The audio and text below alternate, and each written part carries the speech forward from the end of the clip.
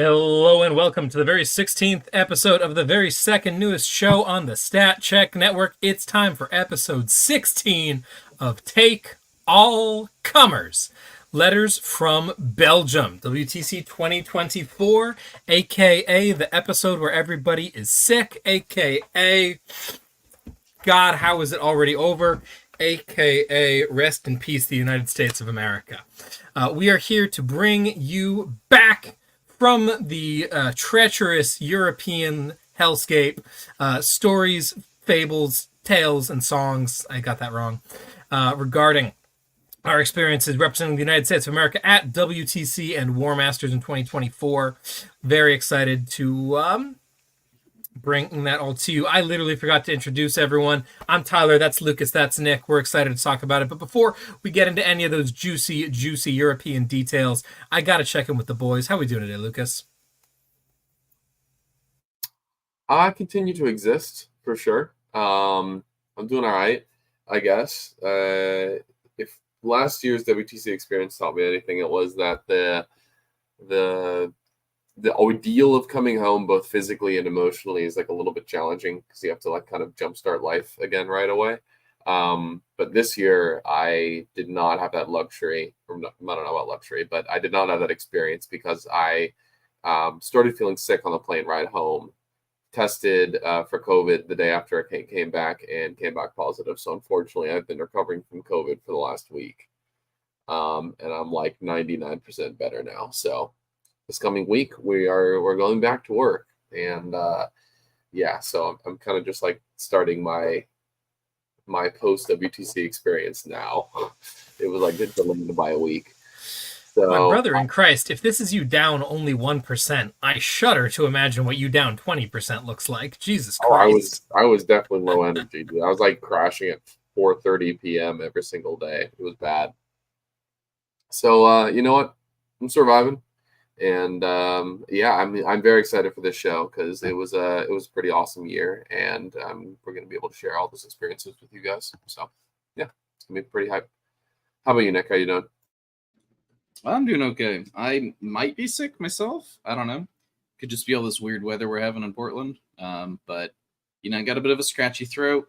So we'll talk a little bit less than we do this episode, but I'm sure that I'll still get excited and regret it later. In the middle of moving, which is both exciting and draining. So yeah, still staying in Portland, just moving to a nicer place. And I'm excited. I was like following you guys, WTC. Unfortunately, was not able to make it this year. Just didn't work out. But I'm excited to kind of sit down and break it down with you along with our listeners. How about you, Tyler? How are you? Hell yeah, man. I continued my long-standing one-year tradition of moving immediately after WTC. Last year we moved across town, and this year I've moved out of state, and we'll be moving out of the country in, holy shit, 6 weeks? 1, 2, 3, 4, 5.5 weeks. That's crazy. For those of y'all who don't know, I am headed to Spain at the end of September and will be there for at least this school year, maybe the calendar year. If I stay through WTC and then immediately come back, I'll get to move right after WTC for 3 years in a row. So maybe that's the move here. Excuse me. But yeah, so I'm similarly pretty exhausted. I sold like 300 and something models on my way out the door because I had too many, and I still have way too many. You wouldn't notice that any were missing. So it's been exhausting. I spent this morning. I've been in and out of the hospital visiting my grandfather who had a bit of an accident, and then I spent this afternoon taking a bunch of family little kids ice skating, which was incredibly hectic and draining. So my energy level is not where it usually is, but we'll get there as we talk more about the WTC. But I'm very excited about Warhammer. I've got a team event with 5 of my locals here in Northern California in 2 weeks from today, on the 31st and the 1st, which is my birthday, actually. So look forward to hearing about that in a couple weeks. I suspect that the 7th, 8th, I might get some of those boys on, and we can break down that event because it'll be a good time. But lots of Warhammer going on. Very excited about it. But let's jump into some Warhammer that happened in the past. Let's talk about WTC. So, for those of you who do not know, WTC is the World Team Championship. It's kind of the creme de la creme as far as Warhammer events are concerned. It is World Cup style, so each nation approved by FIFA gets a singular team, only one team from the United States of America, 4 teams from the United Kingdom of Great Britain and Northern Ireland because reasons. And we all roll up in our 8s to Rock'em Sock'em Robots. Myself and Lucas were both in attendance on behalf of the United States. Lucas was starting in the team's event with his Orks that we'll get into in a minute. I was coaching in the team's event and got to play in the Warmaster singles with my Vanguard Tyranids, which was a ton of fun. So let's dive right into it. Also, worth mentioning, really quick, Tyler, that we are course. going to be answering listener questions at the end of the show.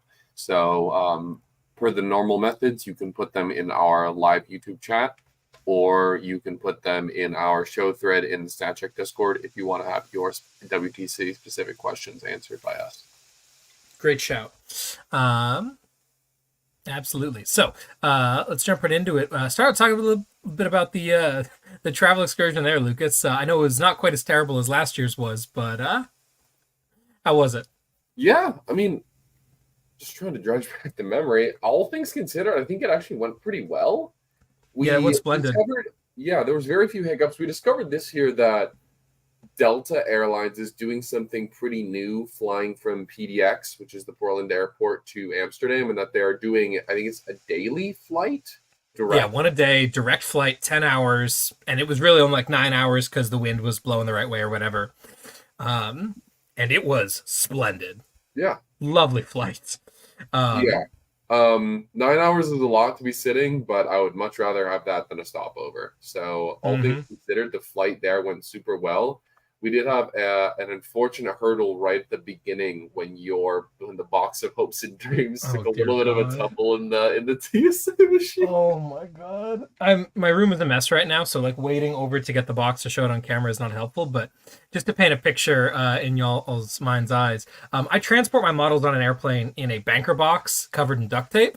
That banker box is full of magnetic trays that are layered up with spacers. So as long as it's upright, it's a very safe way to travel with models. It fits in an overhead bin. I love it because it doesn't look valuable. Like everyone gives me a lot of shit about how janky it looks, but that is by design, right?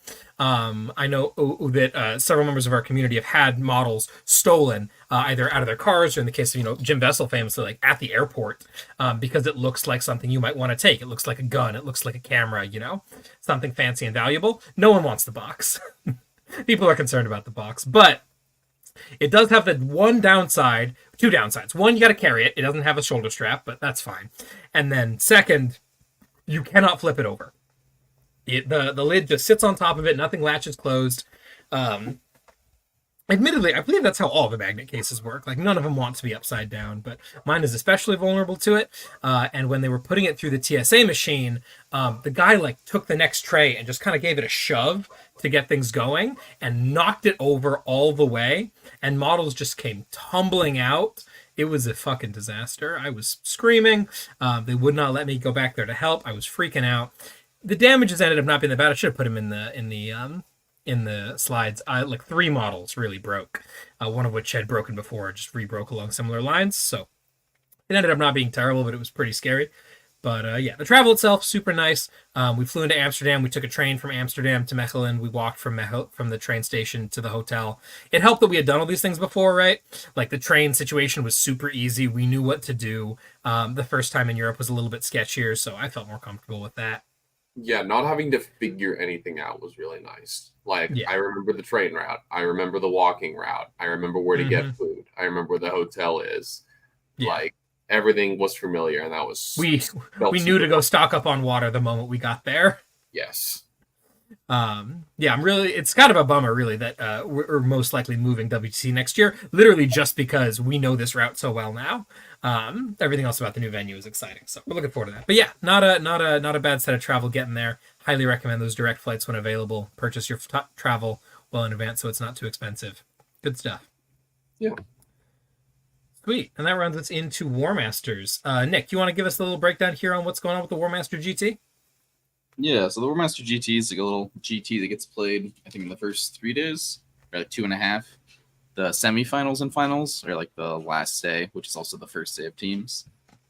It's a super fun event. I played in it last year, and I know you played in it this year, Tyler. Some countries send their starters, some don't.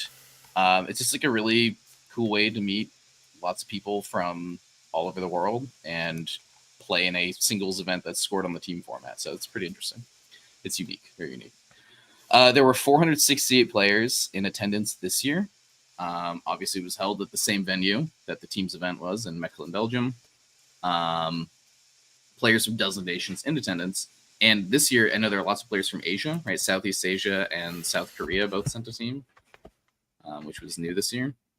Like I mentioned, the scoring uses the 20-0 WTC system, so you could end up with a tie in a close game, which is pretty funny. Tying is a lot easier in this than it is in a normal singles event. You play 6 rounds, and then it goes to the top 4, and they square off on the third day. Yeah. Tell us about Warmasters this year, dude. Totally. One more thing to add here. There's usually a shadow round at Warmasters. But if I'm not mistaken, there was not a shadow round this year because there were so many damn ties that I think like no one was undefeated at the end of 6 rounds. Like everyone had a tie. So they just took the top 4 and called it a day, which was, I'm sure, real nice for them. But yeah, this is...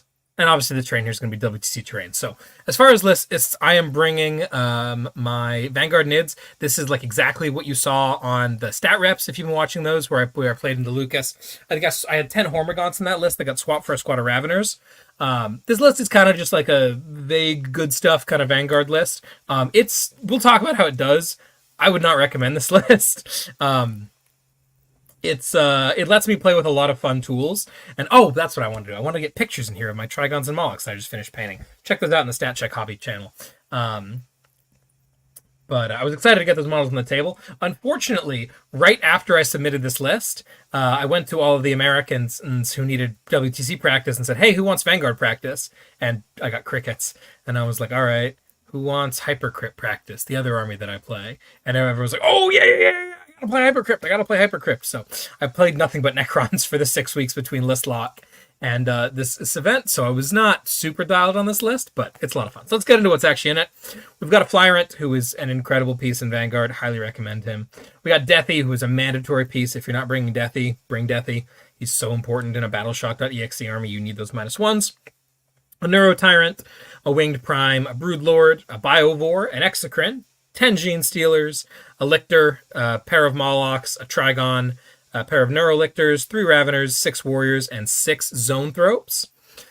So if you kind of put the pieces together there, you've got 2 different melee bricks, 10 Stealers, and a Broodlord, and 6 Warriors and a Prime, 2 different shooting pieces in the Exocrine and the Zoanthropes, the Neuro Tyrant, and then like the single little Ravener unit and the 3 big snakes, the 2 Molochs and the Trigon, and then a bunch of little lone ops here and there. So what this list is missing, is trading pieces. It is very good at smashing into other brick-based armies. So like that game with Lucas's Green Tide, phenomenal matchup for this army. You have a couple of bricks. I smash my bricks into yours because they're faster than you are, and then you die. It's pretty straightforward. And then the Molochs and the Trigon and the shooting elements wreak havoc. But let's jump right into how it worked out, because it is a ton of fun to play. I will not fault it for that. Moving on into round 1, I am playing immediately into Imperial Guard. Now, Nids in general don't like armor, but Vanguard in particular is completely useless into armor. Lucas, why don't you break down this Imperial Guard list for me as a good place to start? Yeah, so one thing we saw, I think across the states, we're just not very familiar with Guard. Like, not a lot of people seem to enjoy playing them, or if they do, they're not like at the uppermost echelons of competitive play. So it was cool to see all the Guard innovation that was going on in Europe. So Alexis's Guard list starts with Gaunt's Ghosts. He's got Leontis. He's got 2 Tempestus Command Squad and a Platoon Command Squad and an Engine Seer. Ursula Creed, 10 Catechins, 5 Rough Riders, 2 squads of 6 Bulgrin. Bulgrin spam was very, very common across both events, and that's proven to be one of probably like Guard's most efficient data sheet. 2 Earthshakers, those are like the artillery carriages rather than the whole Basilisk. Yeah, exactly. So it has the Basilisk effect, but it just is a little bit squishier of a chassis. 2 Rogue Dorns, 2 Scout Sentinels, and 2 squads of 5 to Best of Science. So this list is super cool. The mission pack at Warmasters is always a little interesting, right? Because they do not have the same approach. This is like the one thing that I will say to warn you about going to Warmasters. They don't have the same approach that a lot of like UKTC events take and a lot of other high competitive events where they try to really narrow down what are the most competitive missions. Warmaster plays the weird stuff. Like last year at Warmasters, we played Servo Skulls, like day 2, if I'm not mistaken. It was round 2. Oh, it was round 2? Gotcha. Yeah, I remember. Yeah. Yeah, I played that into like 15 Deathwing Nights, and I somehow won that game. GSC were busted, dude. But yeah, so this week here... Yeah, I still don't know. So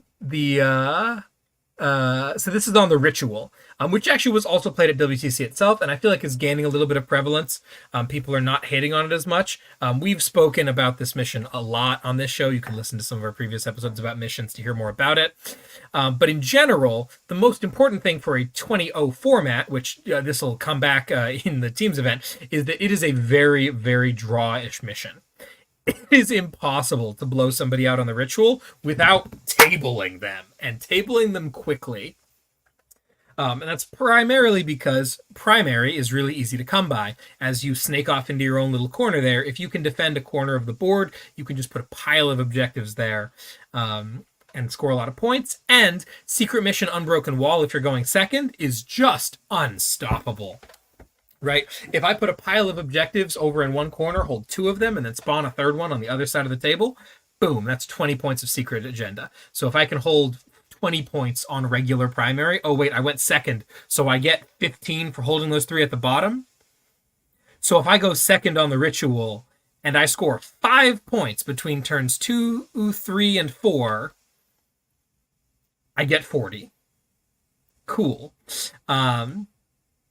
Anyway, so that was an interesting thing for this. Now, that was really helpful for me, especially because I'm really good with Vanguard Nids at squirreling away into corners, at defending little areas with warriors and whatnot, and at utilizing all the lone ops. So I was able to really rack up the primary here. I didn't put my score sheets in. I knew I forgot something. So the primary on this ends up being 35 to 40, 5 points up on his favor. I did not take the secret mission, but I totally should have. I guess I just wasn't thinking that hard about it at the time, because that would have won me this game. Yeah, interesting. He went Fix, which I thought was a crazy decision. He took Establish Locus, Engage on all fronts, which is nonsense to me. What? Yeah. He got 10 points on Locus and 12 points on Engage. I think he was really planning on Gaunt's Ghost just like uppy-downing all over the place and just scoring a lot of Locus. And I was like, my brother in Christ, I'm playing Tyranids.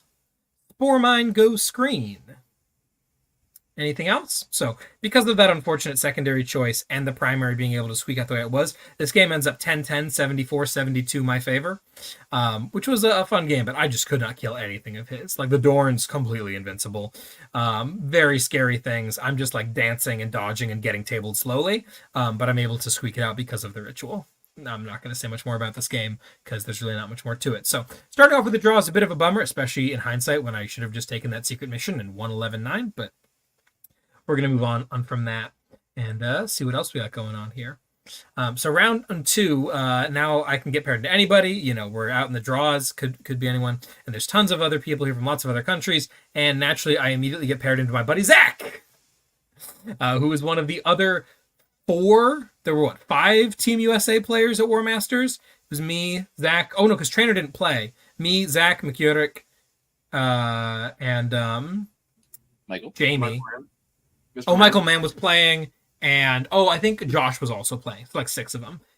And they were all playing Blood Angels other than me. And Michael's playing Demons, because Michael's a Chad.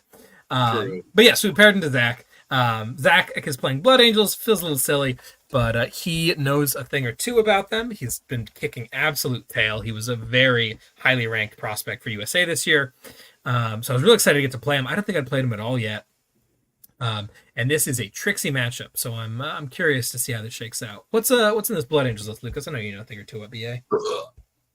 Yeah, so he's got, let's see, it looks like 2 bricks and then a couple of like smaller squads as well. So he's got 2 of the death boats, which are the assault intercessors and an impulsor with an attached character. So one of them is actually a Judiciar, which I think is cool. It hits definitely less hard than a captain, but the fights first is really nice in some melee matchups, especially the mirror.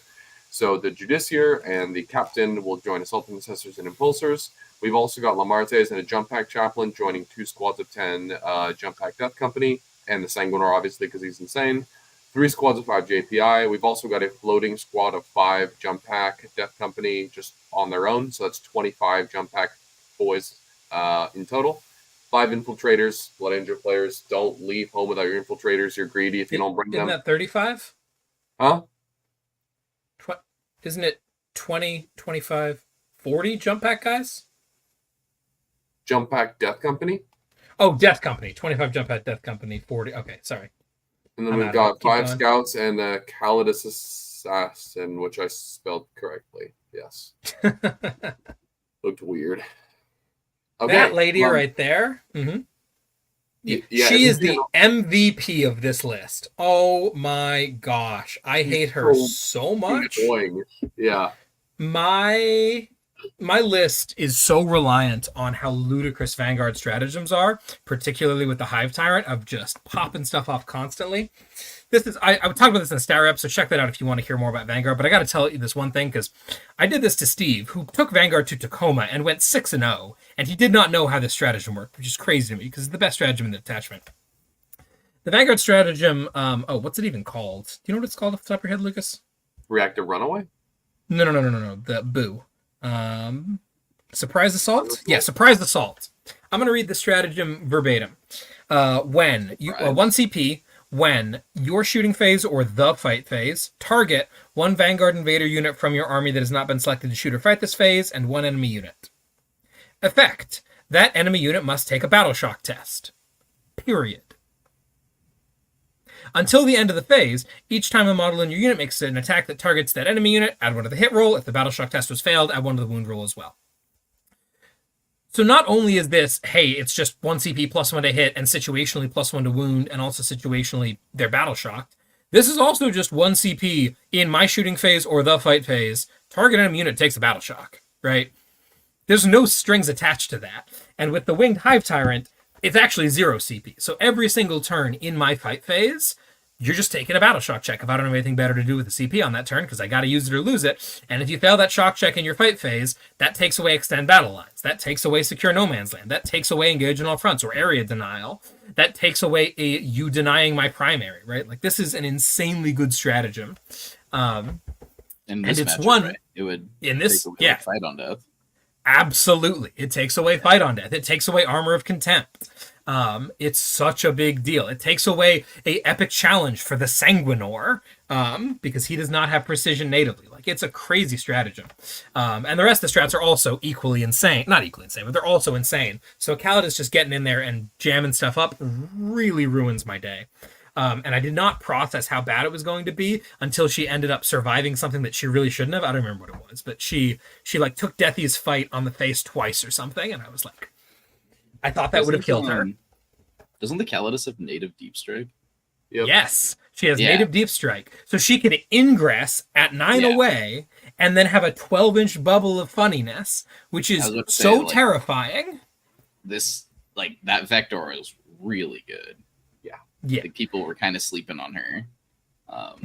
If you are playing singles Marines, Calidus mandatory. Just take her. Just take her. I don't care what flavor. Maybe not Wolf Jail, but honestly, maybe Wolf Jail. But certainly Blood Angels, certainly Dark Angels, also maybe not Templars. I don't think she's necessary in Templars. But honestly, they probably wouldn't mind having an extra moving piece anyway. So, very nice piece there. Mm-hmm. Oh, you mentioning the Sanguinar made me, You mentioning the Sanguinar made me remember that he has an aura of reroll battle shock tests. Yes, yes, he does. It mattered a lot. I hate it. The Sanguinor is also just a complete piece of shit who is here to cuck my army directly, because He's here to cook every army directly, brother. every army that like has melee that relies on characters, right? Like it's a very specific set of circumstances. Like my GSC don't care about him. Or my old GSC didn't.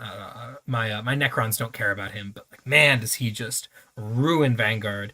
Your warriors go in and they're like, haha, and he's like, oh, whoops, got him. And now you're not sustained anymore. Massive bummer. I will say, though, again, that stratagem is just in the fight phase. So if someone does that to you, you just pop the stratagem before or anyone actually fights. And even though he fights first, you still get the +1 to hit. It doesn't go away because you lose the keyword. You still already use the stratagem. But if he catches you lacking and you don't use the stratagem at the correct timing, you might be in trouble. So yeah, this was really cool. The thing that got me, though, was the lack of trade pieces, like I was saying earlier. In hindsight, I totally should have been using the big snakes to go stand on objectives because they're not super, like, the Trigon is super useful here, but the Molochs, they're okay. A little bit of chip damage here and there is nice, but Blood Angels hits like a truck so hard that, like, they didn't really matter, and their melee is not going to do that much into them. I totally should have started both Molochs on the table and just been like, this one's going to run over onto an objective. 5 JPI do not kill a Moloch. Come. And he's OC4, so like if you try, you're not going to get the objective. So that was a mistake on my part. I didn't see that play at the right time. And Zach ends up totally just like smashing me because he's able to like put 5 Marines on an objective, and I kind of had to send the Gene Stealers after him at some point, and we're able to clap back. I finally get him to full commit. I'm super excited. He sends out both squads of Death Company and really just pushes me, and I'm licking my chops because my warriors are about to explode out. And then the Sanguinor drops in, takes away their sustained, and what would have been 2 full, like, they would have finished Lamarti's squad and the other 10-man squad or something. No, because the Trigon fought one of them. Anyway, they would have killed an absurd amount of Death Company and just swung the game back, and suddenly they're not getting sustained anymore, and their attack numbers fall off a good bit, and like 4 Death Company live that I was hoping were going to die, and suddenly he just finishes stepping on the throat. Real big win. Ends up being a 19 win for Zach because that just breaks my back. So props to him for that. This was a really great game. Ton of fun. Zach's an awesome opponent. Love the guy. Just unfortunately didn't have the right list components.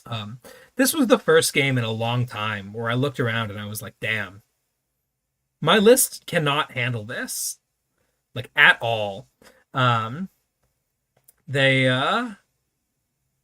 don't know. I played a lot of different stuff, including a lot of weird, wacky stuff. Like, even with Swarm. At no point in time with Swarm was I like, damn, that's an unwinnable matchup because I built my list wrong. So that was a nice little humbling moment there to go back to the drawing board. And I'll talk more about where I'm landing later on. But yeah, Molochs did get advance and charge with the keyword change. So yeah, they're great for that. Love them. All right. Heading on down to round 3. Get a nice reprieve from Blood Angels by playing against Blood Angels. Nick, how about you run through this Blood Angels list? No, man. All right, we got a Chaplain with Icon, a Jump Pack Chaplain, a Judiciar, again, Lamarti's, the Sanguinor, 1 Rhino, 3 Blade Guard, epic, 2 Death Company Dreads, even more epic, and then 10 Foot Death Company, 10 Jump Pack Death Company, 5 Devastators, 5 Vanguard Vets, and a Vindicator. Yep. I got to give this guy mad props for running his squad of Devastators. He was like, they're the first thing I ever painted. I love them. They're straight out of the box, so 1 of each weapon. And he's like, they're cool, man. I like them. I respect that. He's like, I got to have something to hold my backfield. What's it matter what it is? They're not expensive. And also, more importantly, the 2 Death Company Dreads. One of which has the claws, one of which has the hammer hands. People that meme on the Death Company Dreadnought, like, it's funny until like you misposition one time and your entire game plan goes up in smoke because a Mr. Angry Man fought 7 times and destroyed your anus. Spoiler alert. So this game was a ton of fun. a theme of this event is going to be that melee mirror matches, where you're both playing melee armies, are incredibly player skill dependent. Regardless of how well equipped your list is, if you're worse at Warhammer than your opponent, you're probably going to lose. I would say that Zach is probably just a little bit better than me as a melee player. This is there. He definitely outplayed me here. And this game, I think I have this little bit of a leg up on this guy, as I'm able to win a little bit of the KG positioning war into Blood Angels better. He ends up having to overextend a little bit, and I'm able to clap him for it. This game, yeah. Not quite as exciting. I'm able to draw out his bricks a little bit too quickly and then smash them with warriors and gene stealers, and we just start ripping things apart. My gene stealers with the Broodlord went on an absolute tear. They got into the Lamarty squad and just cut it the hell down, left like one or two guys, in conjunction with a little bit of help from some Raveners and a Lictor. I was very careful to get some battle shocks off to avoid the Death Company Dread heroicing me. Then the Death Company Dread ends up charging, which is cool. Charges into my Steelers, but he also makes another charge somewhere else. I don't remember what he was into, but it was somewhere else where like he had to start fighting over there because that interrupt would have been worse. But he didn't quite see how the interrupt play was available to the Gene Stealers. They interrupted, piled in around the corner, got my Broodlord into base with Lamarties and 3 Steelers touching him, killed the rest of the Death Company squad, and killed the Death Company Dreadnought all at once. It was beautiful. And the guy looks around, he's like, oh shit. Uh-oh. My Molochs drop in and do some cool stuff. But yeah, so it's his turn now.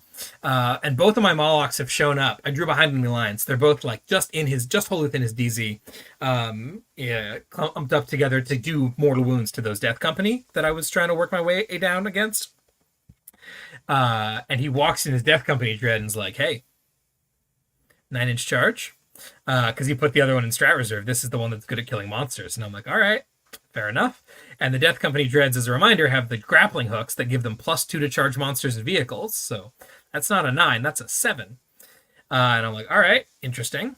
And then I'm looking around, I'm like, all right, cool. Well, I got my Trigon over here, and you just drew Defend Stronghold, and you've just got the devs on your backfield, and there's no one on the center objective, and I would like some primary, and your Vindicator is staring down my squad of Gene Stealers, probably going to do a number on him. What if I ingress my Trigon onto the center objective and try to draw the fire from the Vindicator? Should probably tank that, because it's like 6.5 shots, 4 hits, 3 wounds. Maybe all 3 go through, 3d6 damage. I've got 14 wounds. I should be fine. He's going to die the following turn anyway, so like that will be a mistake on his part. I'll get the primary for standing there, and then I'll go take his home field and deny defend. Like, this is going to be great. And he was like, cool. I see that. I'm going to go ahead and shoot the Vindicator. He rolls 7 shots, and I'm like, all right, cool. 7 hits, 7 wounds, 7 failed saves. Boom. Gone. Trigon evaporates. Good Vindicator. Yeah, evidently. That was... certainly a thing that could happen. And then the Death Company Dread, shocker, hits his 7-inch charge and kills both Molochs. Because he obliterates one, and then the other one fights him, and he obliterates that one too. I'm like, oh, okay. Cool. So I lost all 3 of my big snakes this turn when I was not planning on losing any of them. Bruh. All right. Cool. So props to him for pulling that off. But unfortunately, it doesn't really matter. The Gene Stealers that were still alive then blitzed over and ate that Death Company Dread. And I was like, all right, he's out of Death Company Dreads. He's got a couple of Death Company that the Zone Thropes just walk over and blam. Not too crazy. We end up pulling this one out in reverse. I win was 89-26. That was a 63-point differential. I think that's a 22 -2. Good game. Vanguard Nids be doing Vanguard Nid related things. The Exocrine plus Zone Thropes into his Death Company just ripped him apart. I got Deathy in, and he ate the Chaplain, because regular Chaplains are not very durable. And then that Death Company squad is just entirely useless. My Warrior Brick never made combat. They ended the game in the center of the table when everything was already dead. Like... That's brutal.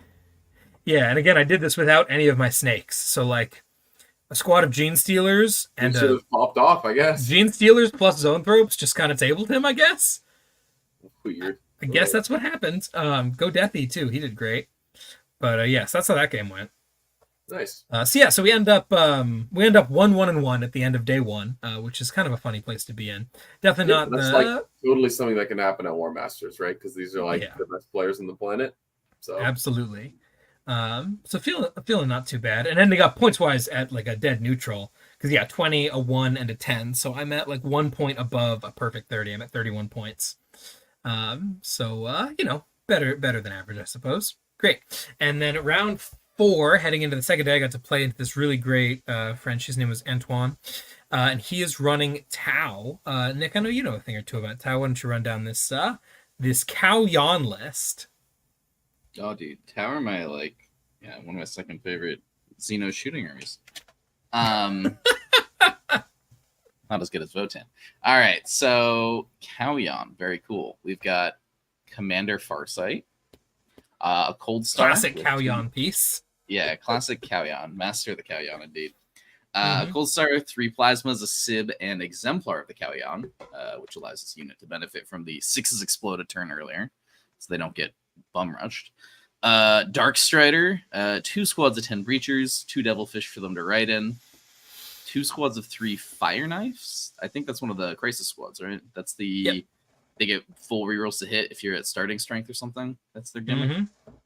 And are they the ones that can fall back, or do they ignore hit mods? I always forget. Hit mods. Cool.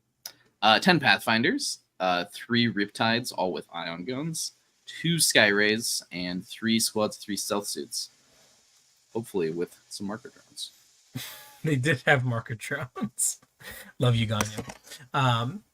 This game was super cool. Tau are a very scary army for Vanguard because they have a lot of gun and we are not very durable. And in particular, Vanguard usually likes to play a very slow, drawn-out, cagey, back-and-forth kind of game. And Cow Yon says you want to wait till turn 3 to play the game. You sure? All right. That's fine. So that is not going to work here.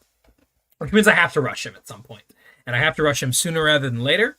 If you've seen the stat rep where I play Assimilation Swarm into Lucas's Nids, you can see kind of the thought process into Tau is push really hard and then pop shadows. And try to do that as early as possible to maximize the utility of shadows. Tau and T-Suns being the 2 armies where Shadows is backbreaking to their offense, not just their defense. So the earlier you use it, the more effective it ends up being. Unfortunately, I went first, which is a real bummer into Tau. I really wanted him to come to me, but I ended up going first. We're playing Take and Hold, and this is 6 objectives here. And I draw behind enemy lines marked for death. Just a great top 1 on table quarters. So we get 0 points turn 1. I try to stage a little bit aggressively, and then I clock it back over to him. And he picks up Area Denial and Established Locus. So he has a squad of Pathfinders that have... Oh, sorry, this is the one thing I did, though. He has a squad of Pathfinders that are kind of move blocking me, and he... I don't know if he has a redeploy. No, he scouts them backwards? Yeah. So my Raveners blitz out, and we're playing... I wish I had the table here, but we're playing on one of those tables for WTC where they have the 2 L's in the center, like this, where they're big L's facing inward. And his Pathfinders are strung all the way down. So my Raveners run as far as they possibly can and make a big charge. So they end up basing inside the L that's like over here on his side of the table. So like his army's all over here, but they can't see inside to get to the Raveners. And they get in there and they eat the Pathfinders. So on his turn, when he draws Area Denial and Established Locus, he needs to get in to see those Pathfinders and then also have someone hitting the button. He sends Dark Strider in, which is huge for me because the sooner I get rid of Dark Strider, the sooner I don't have to worry about him for my 3-inch Deep Strike on the Trigon or just for the Molochs. And then he also has a Devilfish swing all the way down, get the guys out, and they shoot at the Raveners in addition to all the SMS. Something not listed here is that every single SMS platform has SMS.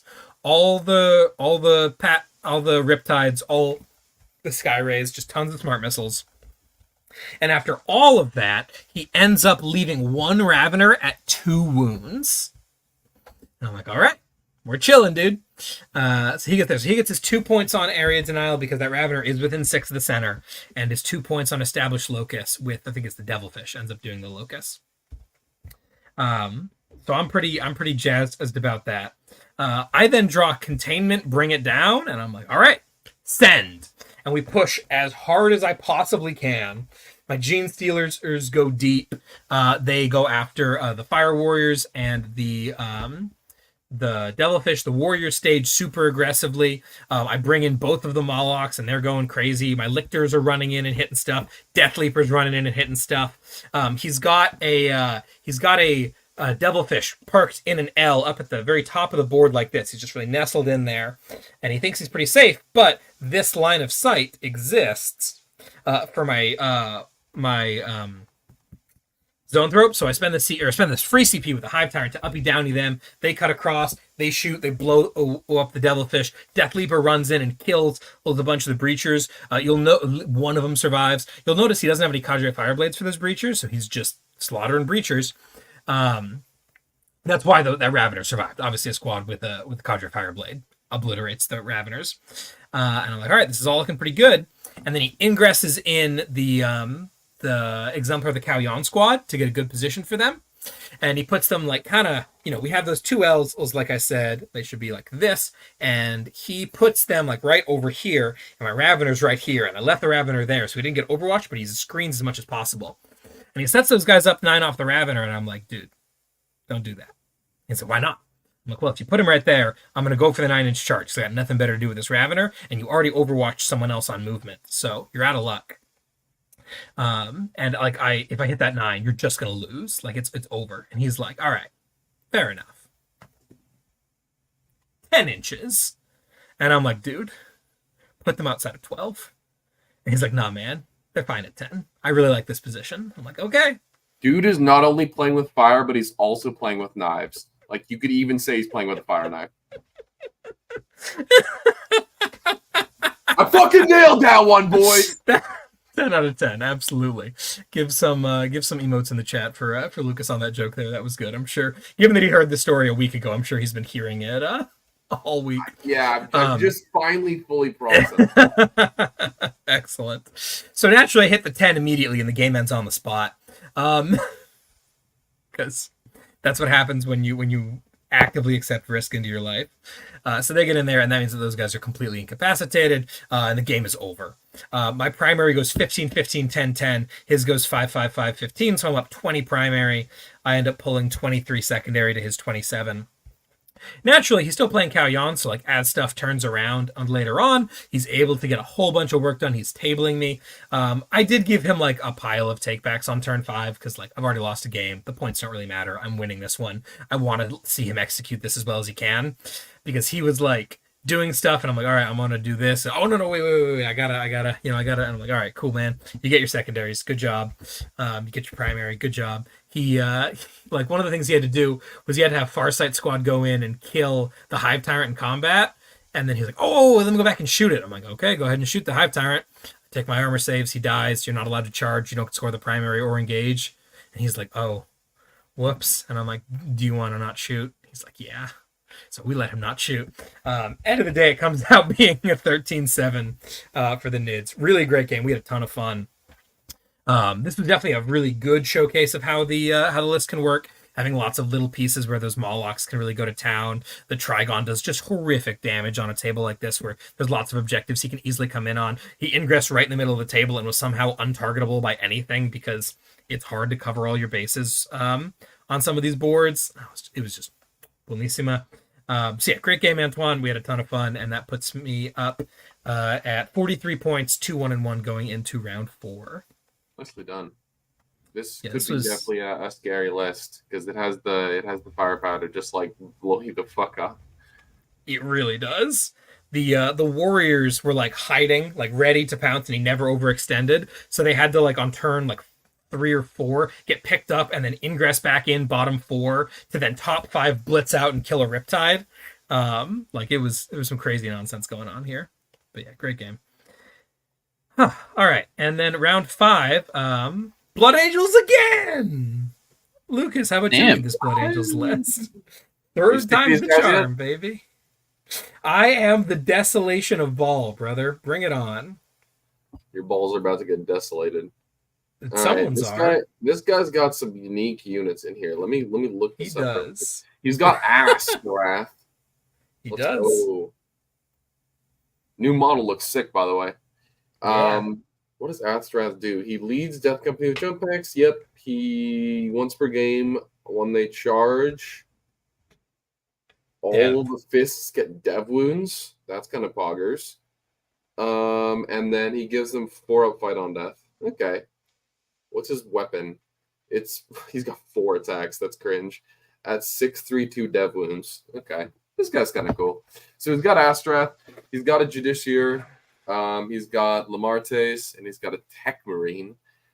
That's gangster. He's got 5 Assault Intercessors just being chilling. 3x5 JPIs. JPIs are Jump Pack Intercessors. 6 Blade Guard Veterans to join to the Judiciary, probably. 2 squads of 10 Jump Pack Death Company to join to Astrath and Lamartes. 5 Infiltrators, because this guy is smart.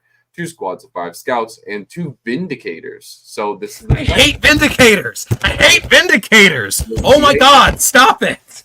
Ladies and gents, he hates a lot of my Vindicators. ears. Yeah. Vindicators are funny, dude. Yeah, they are casinos. Fortunately, in this game, I respected them significantly more than in the last game. Never let them shoot at a big snake until I had to, and then they didn't pop off this time, which was very nice, but I hate them. This is Frederick Larson. He is the I don't know if he's a non-playing captain or just a non-playing coach, but he's part of Team Denmark. He's a great dude. We had an awesome game. This was a ton of fun. Once again, by this point, I understand this matchup very well, and he has no idea what's going on. Innes always jokes that Vanguard is really good the first time you play against them, and after that, they're not as good. That's not actually my problem with this. I don't think that it's what's actually so good. I don't think that's the problem with Vanguard, but I do think that he's right that you can bamboozle some people if they don't know the beats, and by this point in time, I know the beats. The only thing that's going to be a massive fucking problem is that 6-man Blade Guard vet with Judiciary. Like, what is the solution there? We're playing on Super M's table, so like his natural expansion is unshootable, period. Like I just can't shoot it ever, and it's really hard to charge. Guess you just charge it with something fairly tough and hope that they don't kill you without their charge bonus. Sounds sketchy. Yeah, so that's exactly what I did. I got them battle shocked, so they couldn't use any crazy stratagems. I brought in both Molochs, who both did 3 mortal wounds, so they each killed a Blade Guard. Bruh. We're fine. And then I charge in the Broodlord and the Steelers, and I'm like, here we go! The Judiciary is precision, natively, so the battle shock doesn't help. I sure hope he doesn't get 3 of them through, because what is this guy's melee profile? It's like 4 or 5 attacks at 7-3-2 It's dev. 5 attacks on 2s at 7-2-2 dev. So math, like he gets like 4 hits, he gets like 3 wounds. He shouldn't.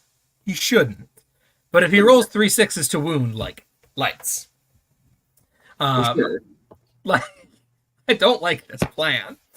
Fortunately, he doesn't. And then the 4 remaining Blade Guard end up killing like 5 Steelers maybe, and then we ate them.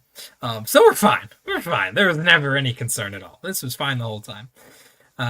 Thankfully, he doesn't have the Sanguinor, which would have made my life radically more complicated. So we got through that okay. And then after that, it's kind of the usual stuff. I was able to cut a bead on his Death Company with Asterath, with the Zoanthropes, and with the Exocrine. Without -1 damage, Death Company died of that combo real fucking fast. And then the Trigon shows up and is like, I'll eat the rest of you. Thank you very much. And then he like clusters his other squad in the corner, and I'm like, I'm coming for you, dude. Because this is on, I think this is on Purge the Foe, which is terrifying for me because I have score mines and like a bunch of little lone oppy dudes, and this guy does not have that many units.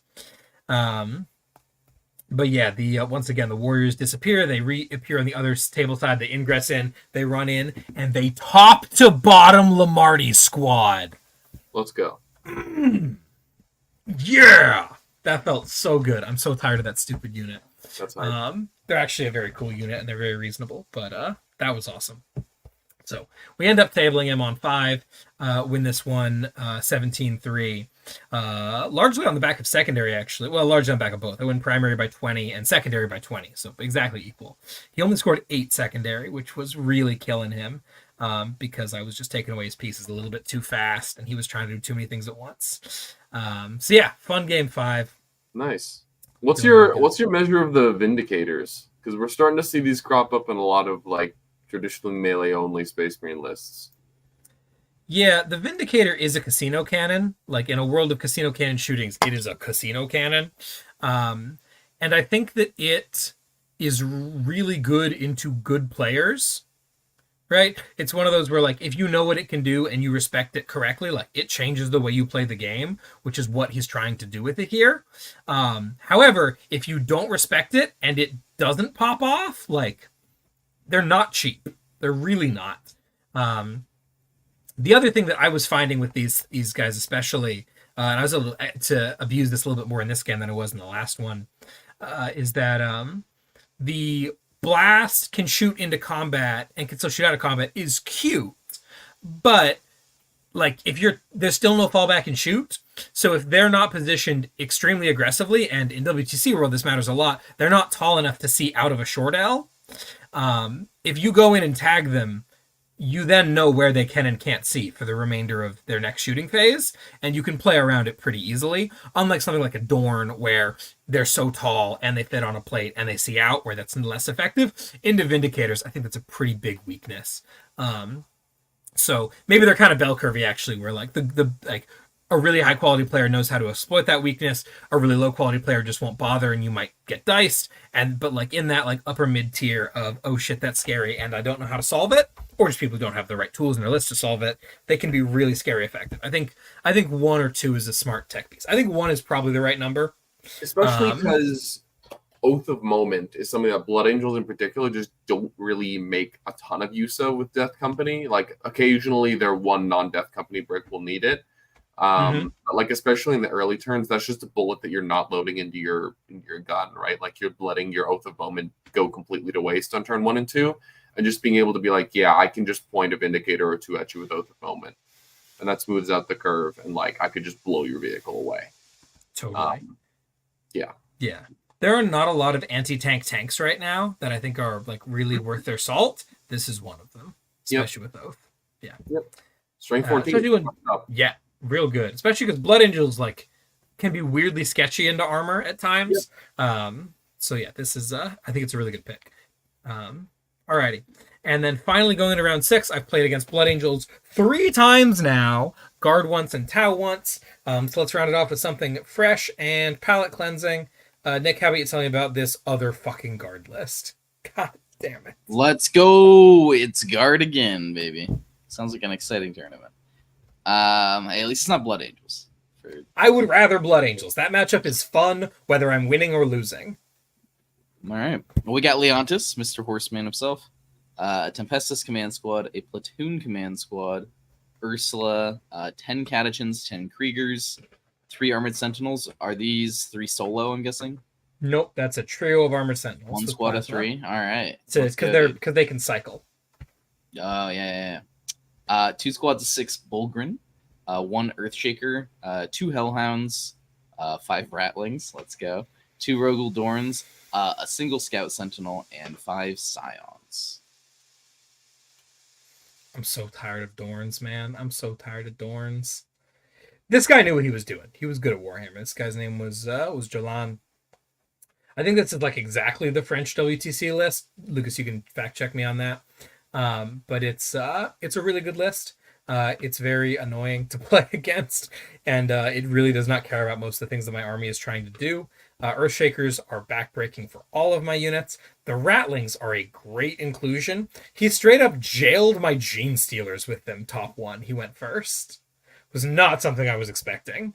I also did not think that 5 dudes could jail a 10-man 32s plus an oval, but just really well positioned. Very annoying. Yeah, no, I got dog walked. I was very tired and definitely not playing my best 40k, and definitely was just like, I need to go first to have a game into this. Otherwise, we're just going to scramble for points. And scramble for points is what we did. We end up losing this game 14-6. He just kind of rolls over me. When he goes first, he puts armor on objectives with high OC, and there's just nothing I can really do about it. Which is unfortunate, but it is what it is. I would like to never play this matchup ever again, in part because I will not be playing this list anymore, but also because I will not be pairing Vanguard into Dorns ever. This is a terrible matchup, and I'm frankly quite happy to come back with a 6. If I got paired into this in a team setting, I would probably say that I'm shooting for an 8, and I might be able to pull that off. But it would certainly have helped if I had gone first. Absolute pain in the tail. Well played by him. Oh, no, I didn't get a 6. No, I got like a 1. I think I just stopped keeping score at a certain point and just let him tell me what was going on because it was the end of the event and it was that bad. So what was different between this? Sorry, I was downstairs for a sec. What's different between this and the first round? Was it more so that the ritual was just like you just got a lot of points on the ritual? The ritual bailed me the fuck out, and also this guy did not respect my damage at all, which is the correct decision into Vanguard, right? The first guy was like, all right, we're going to play a little bit cagey, we're going to cut some angles, we're going to take our shots, we're going to move forward. This guy was like, cool, first turn, Dorn, Hellhound on the objective. Dorn, Hellhound, Sentinels on the objective. What are you going to do about it? And I was like, yeah, man, not much. Not much. That's rough, buddy. Yeah, it is what it is. It was fun stuff. Good game to Jelani here. You whoop my ass. But yeah, fun stuff. So we end up 3-2-1. Yeah, 3-2-1. 3 wins, 2 losses, and a draw there overall. Definitely not nearly the performance that I had last year, where we went 5-1 and ended up in 16th. But still a really well-run event. Tons of fun. Would highly recommend it, just with a better list next time. But this is not what y'all are here for. If you want to talk more about Vanguard, talk to me in the chat. Over on Discord. This is probably a good time to do some plugs. If you want to keep this conversation going and want to get some more in-depth questions answered, check out our Patreon-only Discord at patreon.com/stat-check, link in the description. And if you're interested in supporting some of our sponsors who make all of this possible, you should definitely check some of them out as well. They are linked in the description below, and they are such wonderful corporations as Wayland Yutani, who make the terrain for WTC. Check out their terrain for WTC. It's great. In addition, check out Red Dragon. They are our daddy sponsor. We love them. They make our dice, so you can check that out from them. I think they make our objective markers as well. Not to mention all of their normal Warhammer stuff. Stat Check Patreons get 20% off the entire store. If you have trouble finding that discount code, I believe it's in the Patreon, which is cool. Check out Solitaire Games on Etsy for some Stat Check themed widgets. And then also J15 in games. Use code StatCheck for 10% off on Etsy to get some GWUS open style terrain, as well as a bunch of other great laser cut stuffs.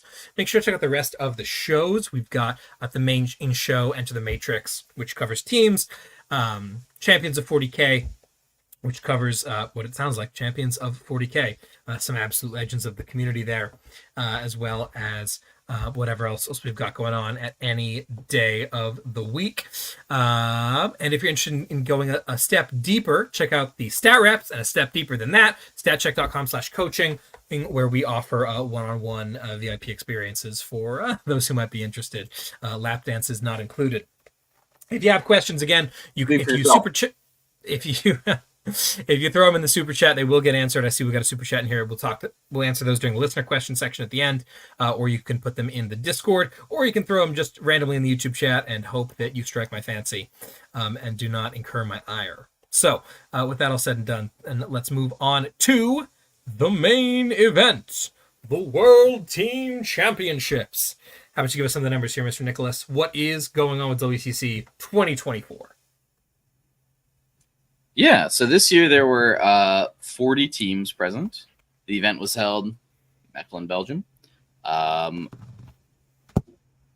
This year, the new teams were Singapore/Thailand, China, Mexico.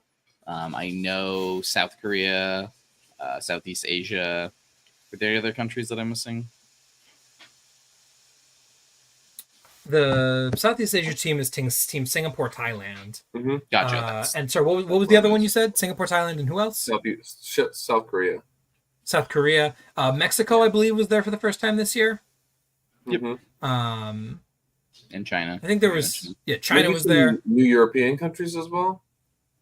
I think it was the first year for. Was Slovakia in it?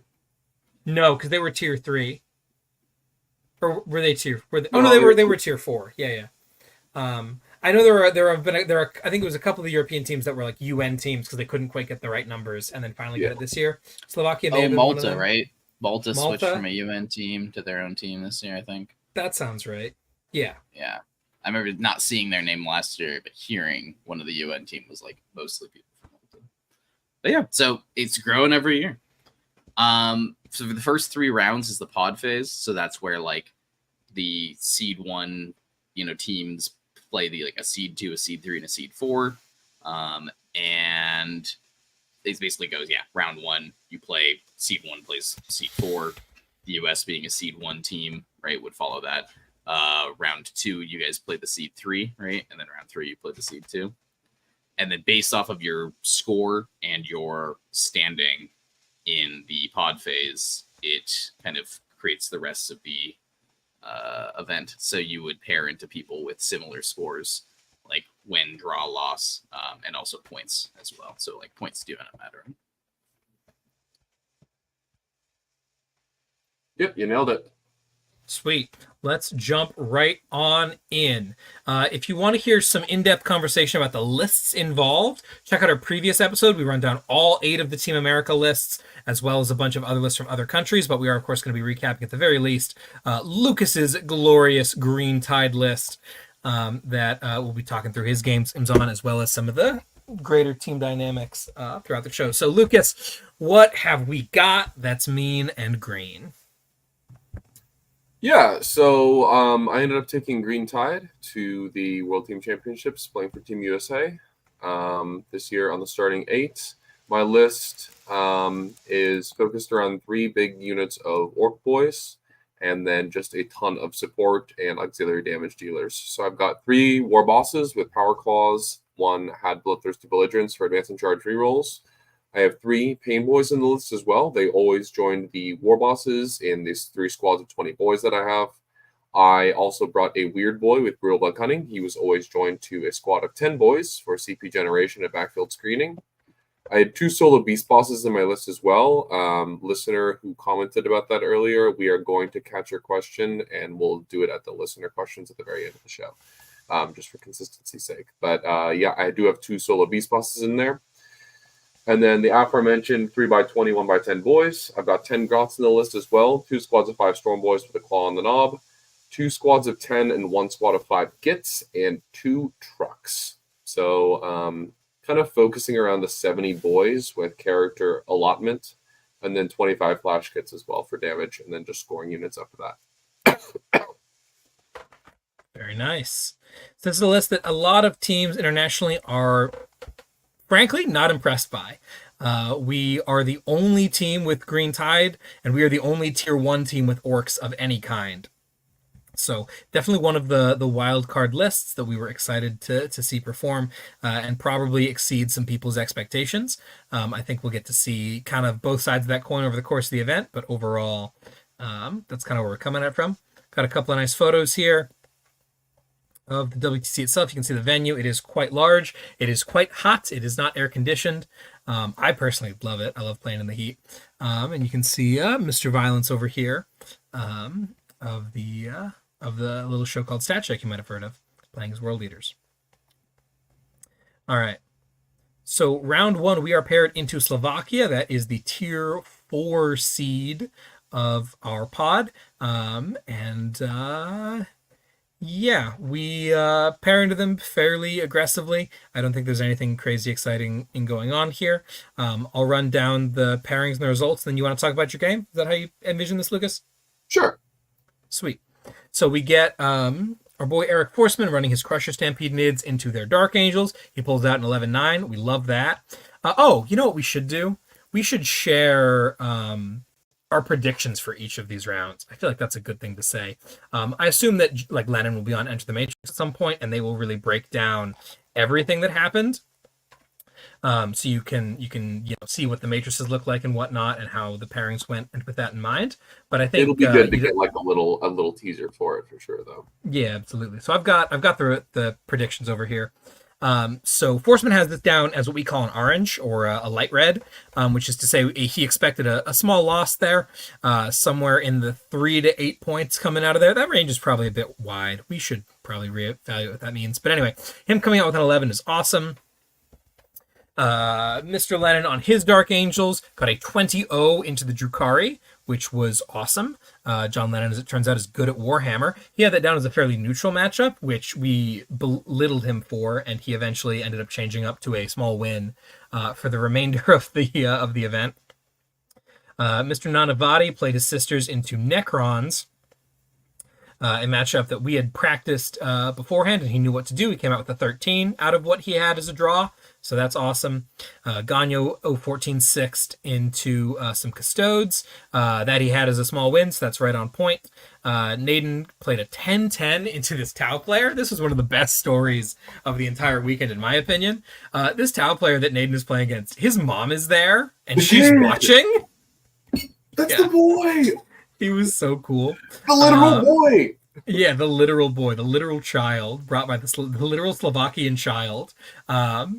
And at some point, like, the game's going real well for him. He's doing a lot of crazy stuff. He had this nonsense moment where a single Riptide got 4 devs through on the Incarn.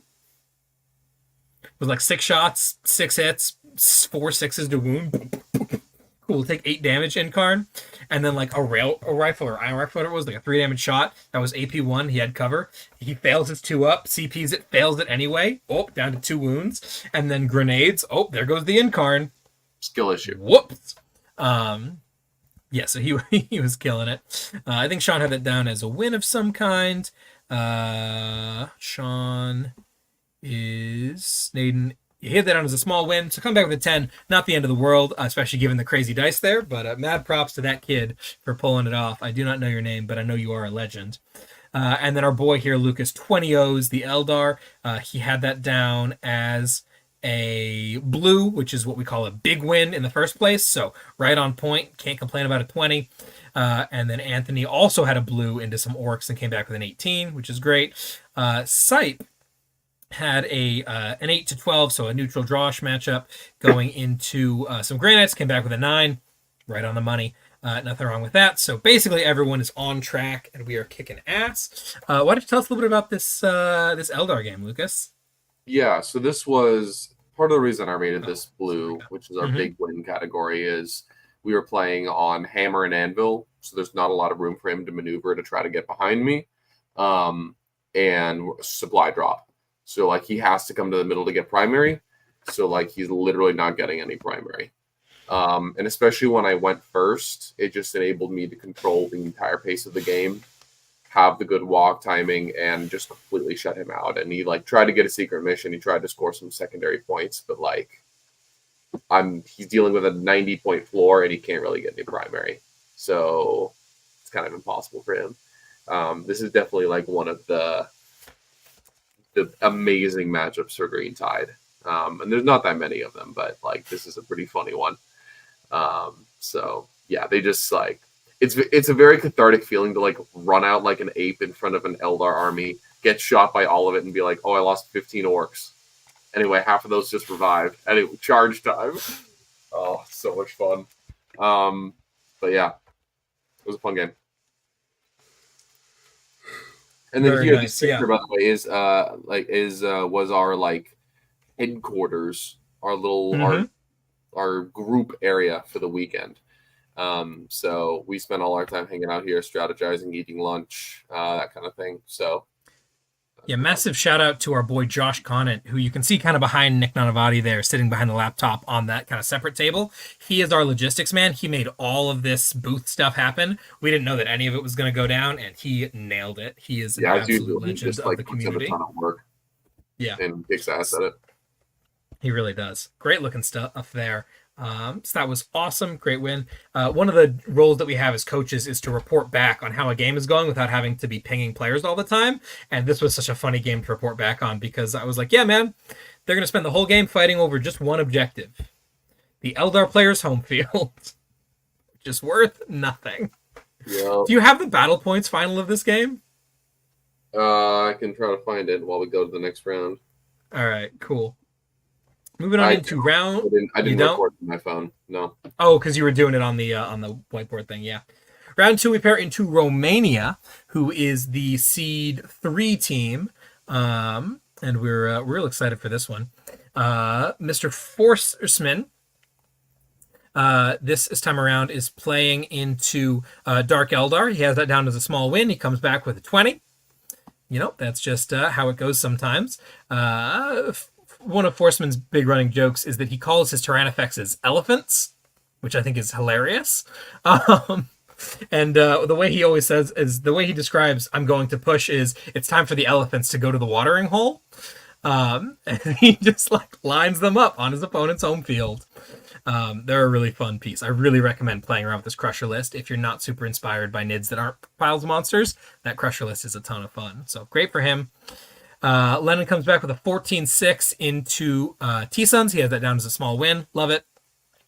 Nanavati plays his draw army into Votan, another draw army, and they come back with a draw. Great job, boys. Ganyo puts his Tau into Sisters, marks it as a draw, comes back with an 11. You'll love to see it. Naden plays into CSM. Excuse me. He has that down as a small win, and he comes back with an 11. Totally serviceable, which is cool. Lucas goes into Blood Angels, which is scary. Lucas has that down as a small loss, but he comes back with a 10. I'm excited to hear about that game because that was a really crazy one. Definitely one of the best Lucas show-off moments. And then Anthony has a small win down into Grey Knights, and he comes back with a 20.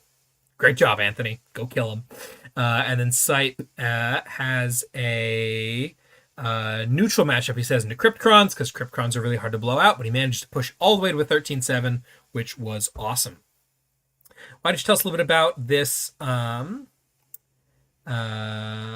this Blood Angels game, Lucas? I know this is one that we practiced a bunch, that we were really nervous about going into, and you definitely came back with an above expectations result. So how would you break it down for us?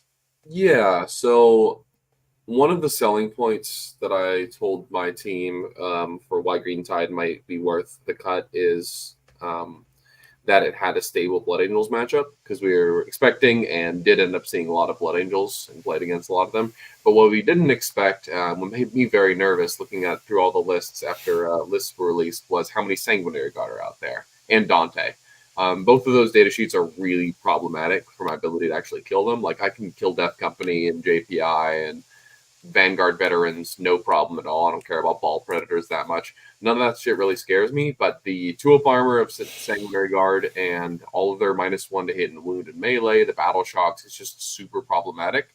So Razvan's list, I don't know if he's like the captain of Team Romania, but he was an absolute gent and was really fun to play against. His list has 10 Stangers with Dante. It's got 20 Jump Pack Death Company with a Chaplain and Lamartes, and then he's got 10 Van Vets with the Feel No Pain Priest. So he's got like 4 big bricks, which is really problematic, and then he's got like he's got a Calidus as well, which is really annoying because on a go turn she can drop in and make all my interrupts and stuff more expensive. So yeah, I am kind of shitting myself, but I feel like if I put up a strong enough, like don't come near my corner, I can post up on my home field and my natural expansion, get 8 points on primary every turn, because this is linchpin Fog of War tipping point. So if I just like present a unified front and threaten heroics and really disincentivize him from pushing into me, then I can probably lock down a small win. But he was terrified of my flash kits. He was like behind walls, barely left his deployment zone, was like fully screening them out by throwing JPI forward. He's like, you can't move past me now and, shoot into my castle. And I'm like, okay, I'll just gun down your 5 JPI for free. All right, now you can't do it over here.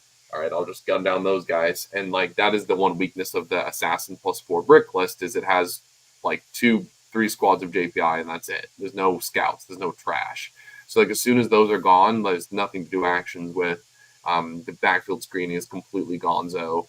And then it's time to start trading bricks because that's the only thing he has left to do. So at that point, that's how I'm able to like actually work up some points and bring this to a 10. Is infiltrate his backfield with my my solo beast boss, my 5 storm boys, and get a bunch of points back there because he can't just can't screen me, he can't do any actions, that kind of thing.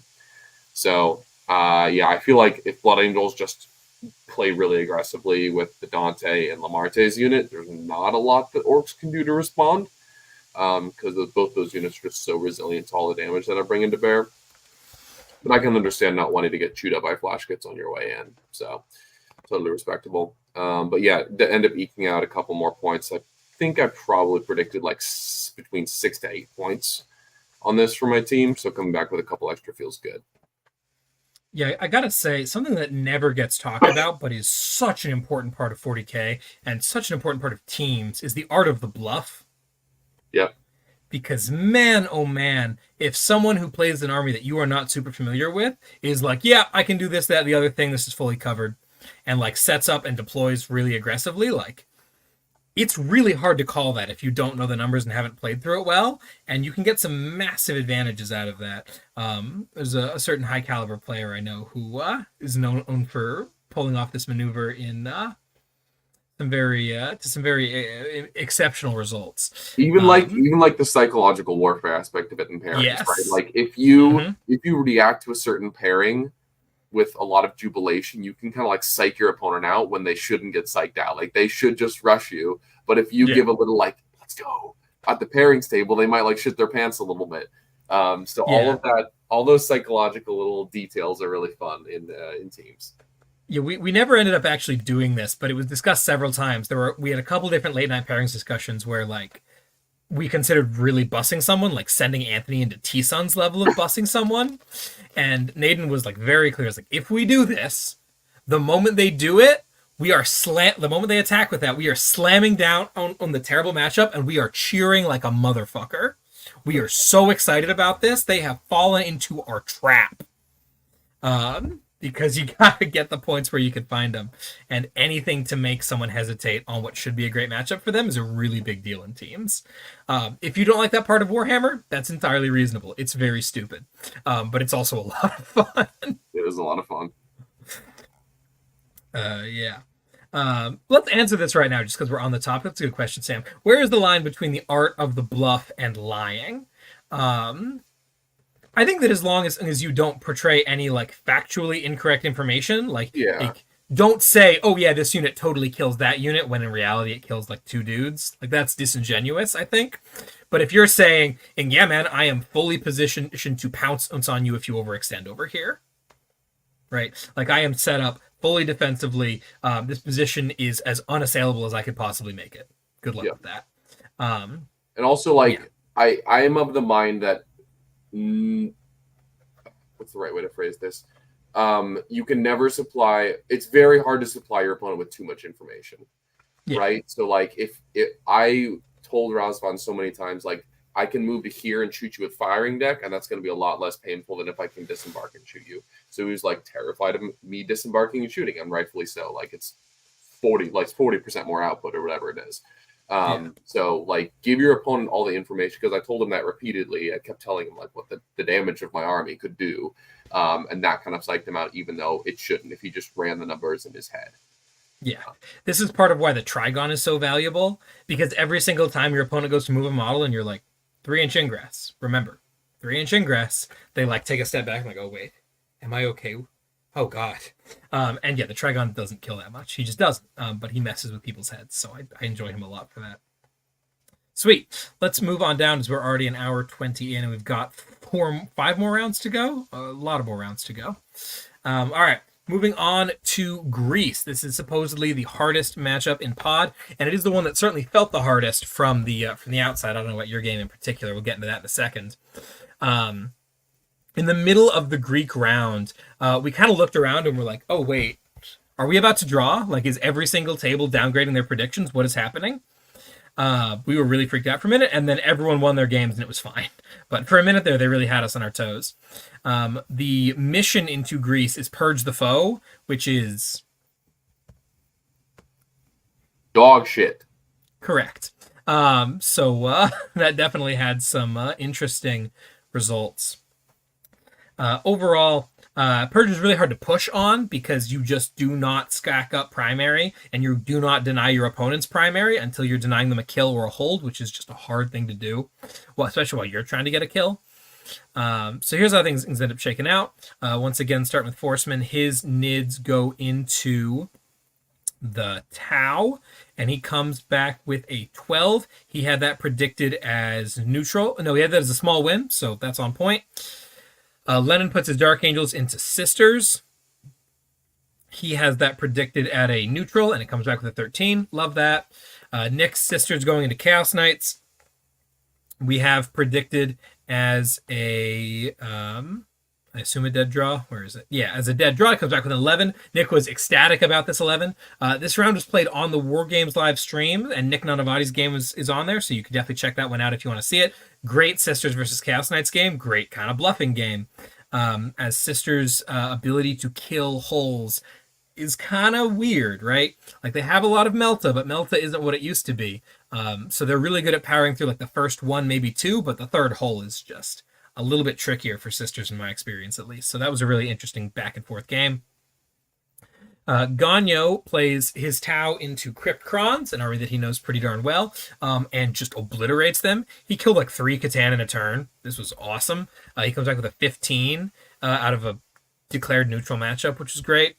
Naden plays into Blood Angels, a matchup that he has down as a small win, comes back with a 13. That looks great. Lukas fucking Troller plays into Thousand Suns with his Tied Orks. This is a bad matchup. He says it's neutral. Fair enough. He comes back with an 11, baby! Let's go! T-Suns ain't got nothing on the greens. And then Anthony... Anthony had a small win into Votan declared. He came back with a 10. Not exactly what he was looking for, but totally serviceable. And then Sipe had a blue into Vanguard Nids because that's a really bad matchup for them. Admittedly, Purge makes it not quite as bad because they're able to score a bunch of points just kind of sitting around. And Sipe's T-Suns isn't really great at pushing into things living behind walls. So he came back with, but still, a 14 is a great score. Totally serviceable for a blue matchup. We will take that. So Lucas, tell us about this crazy T-Suns game that you came out on top of while I go get a drink. Yeah. Purge the Foe is janky. I'll talk about it from the whole team's perspective in a sec. But just in my game, I ended up going second. Yes, I ended up going second, which was a big advantage because it meant that I had more control over the kills, obviously. We all know that that's a big thing on this mission. So my opponent, Orestes, I believe his name is, absolutely lovely human being, and had a great game. He ended up pushing a couple of units early, which got me some kill and kill mores that kind of set me up with like a tempo advantage in terms of points. Like I was trending toward a 12 or 13. When some chaos broke out later on, Orestes kind of realized that he kind of needed to push for some swing back because they had kind of estimated this as a tie as well, or even a small win for Thousand Suns. So he ended up pushing a little bit, and some stuff went his way, which meant that it climbed back a little bit in his favor toward 11-9. So pretty interesting. T-Sun's ability to kill Green Tide is very good. But that's if the Green Tide players just like splayed out in front of them, just accepting all of the bullets. With big units of boys posted up behind walls, especially if those like are on objectives or threatening the T-Suns objective, then that's where it gets really scary, right? And this was actually on, I think I defended second and it was attacked with Thousand Suns. So I was able to pick from the 6 remaining tables, the one that I wanted. That is correct. Yeah, and that was really powerful because I just picked a very strong. There's one of the tipping point tables that has like the natural expansion objective entirely behind like 3 ruined walls. That was completely unassailable. whereas his was a lot more attackable for me. And that doesn't super matter on Purge the Foe, because taking your opponent's expansion doesn't deny them 4. But there were a couple times I simultaneously stuck into his backfield once we really started brawling, like on turn 3 and 4. I denied a couple of 4s. He got a couple Killmores. I denied his Killmore right there at the end. So we kind of went blow for blow at the end. But yeah, so those early Killmores really set me up with a tempo advantage. So really fun game, not necessarily the most interesting, because it was like 3 turns of basically sitting around, scalping 1 unit at a time.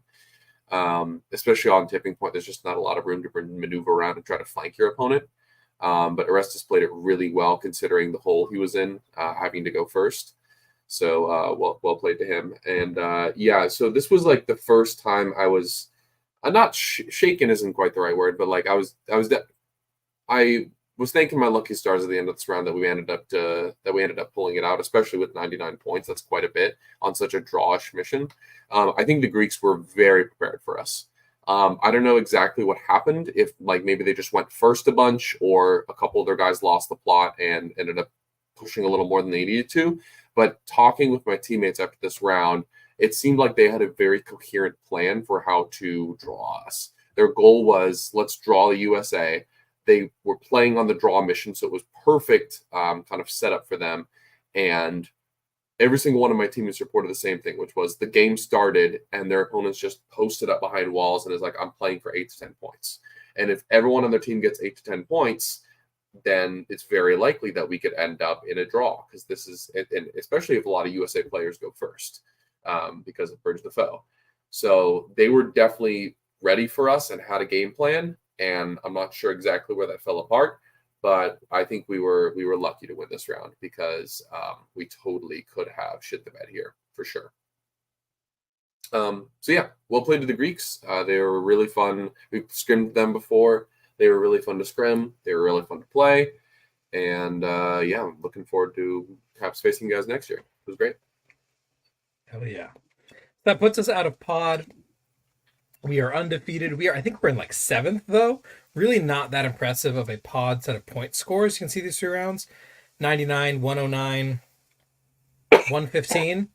Not bad, but certainly not as well as some of our opponents ended up working out. So that was cool. Were it not for the fact that Poland had the same experience. So round 4, we are pairing directly into Poland. Welcome to WTC, baby. Time for things to get spicy. Do you want to talk a little bit about Poland's role in the WTC and some of our prep going into them? Yeah, so especially for the USA, my understanding is that Poland is kind of like the gatekeeper, right? You can't win the event, certainly, and to a lesser extent, you can't place well at the event without either tying or preferably beating Poland. Last year we tied them. Is that right? Yeah, last year we squeaked out a draw. Yeah. And this year, so we're playing them again, hoping to turn that into a dub. So Poland is definitely kind of like the grandfather of one of the grandfathers of the ETC WTC paradigm, and they're an absolute powerhouse. So their system is very well built out. They've got things down to a T, and they're going to be really tough opponents here. So yeah, take us to the pairings. Yeah, absolutely. I definitely recommend checking out whatever Enter the Matrix stuff Typhus puts up about Poland stuff, because I know that they overall were really not happy when they got there with how a lot of their stuff was going, kind of similar to us. So I'm very curious to hear more about that. Look forward to that kind of content. So the actual pairings into Poland. Excuse me. Man, just bubbles today. We've got our boy Eric Forsman is playing his nids into Gitto's Necrons, which we have predicted at a small win. So that's a little bit of a bummer to come back with a 10 out of that. Then we've got Lenin's Dark Angels going into Pumbaa's T-Suns. This is like the pairing that we are looking for. If you hadn't noticed by how many times John has gotten into T-Suns, this is what we always want. He had it down to the small win, came back with a 14. Great job, John. Nick's sisters went into AdMech. We had that prediction as super duper drawish. Nick comes back with a 6. Ouch. This game was crazy. This was also on War Games Live. No, this was not on War Games Live. It was on War Games Live. It was? Mm-hmm. Okay. Definitely check that one out then. Nick got card scammed like I have never seen anyone get card scammed before. CSM. Yeah, Ganyo versus Skark was on stream. Oh, sorry. Yeah, I'm on the wrong one. I'm dumb, stupid. Yeah, I know. No I stayed up till 6 a.m. watching that round, dude. Hell yeah, baby. Insane.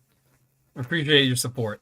But yeah, so he got card scammed harder than I've ever seen anyone get card scammed. Going into turn 5, Nanavati had 3 points on tactical.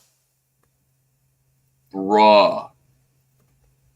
Holy shit. Yeah, that's how he comes back with a 6 into AdMech. Yikes, dog. That's a bummer. Ganyo ends up going into Skark, and he doesn't get card scammed. He gets a little bit dice scammed. He'll complain about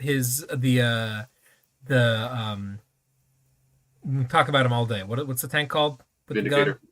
The Vindicator's killing his tanks. I don't think that was that crazy, but he did then try to counterpunch with Sunforge, hand over 6 wounds, and Skark hit 4 out of 6 6-up saves in Melta range. Yeah. Ugh.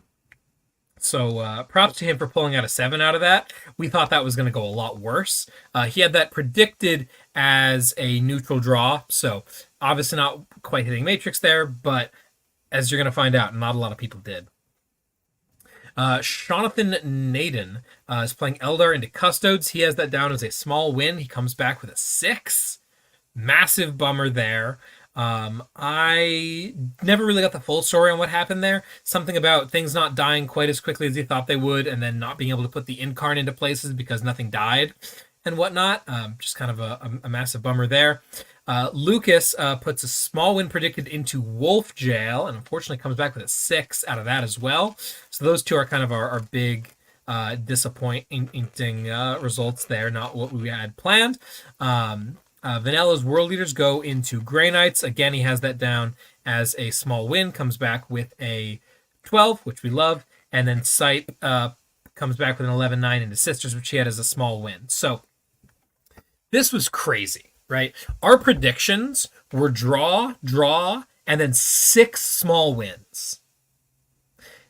When you walk away from a pairings table against Team Poland, and your prediction is we will not lose a game and we will win 6 games, you're wrong about something. It's just the reality of the situation. There's no way that that's accurate. And one of the things we were definitely wrong about is Lucas's matchup into Wolf Jail. So why don't you break that one down for us a little bit, Lucas, and how you managed to scratch your way back from the jaws of despair. Yeah, so we're playing, the mission this round is Search and Destroy, Raise the Banners, Linchpin. So the midfield is a little bit closer, a little bit narrower, and you're very much incentivized to not only hold your home field, but also get out there and grab natural expansions very quickly. So my thinking going into the Wolf Jail list is he doesn't have a great answer to flash gets. They, in theory, should do well at killing his JPI. They should do well at killing his Wolfen, and they should do well, or at least force defensive resources into the Thunderwolf Cav.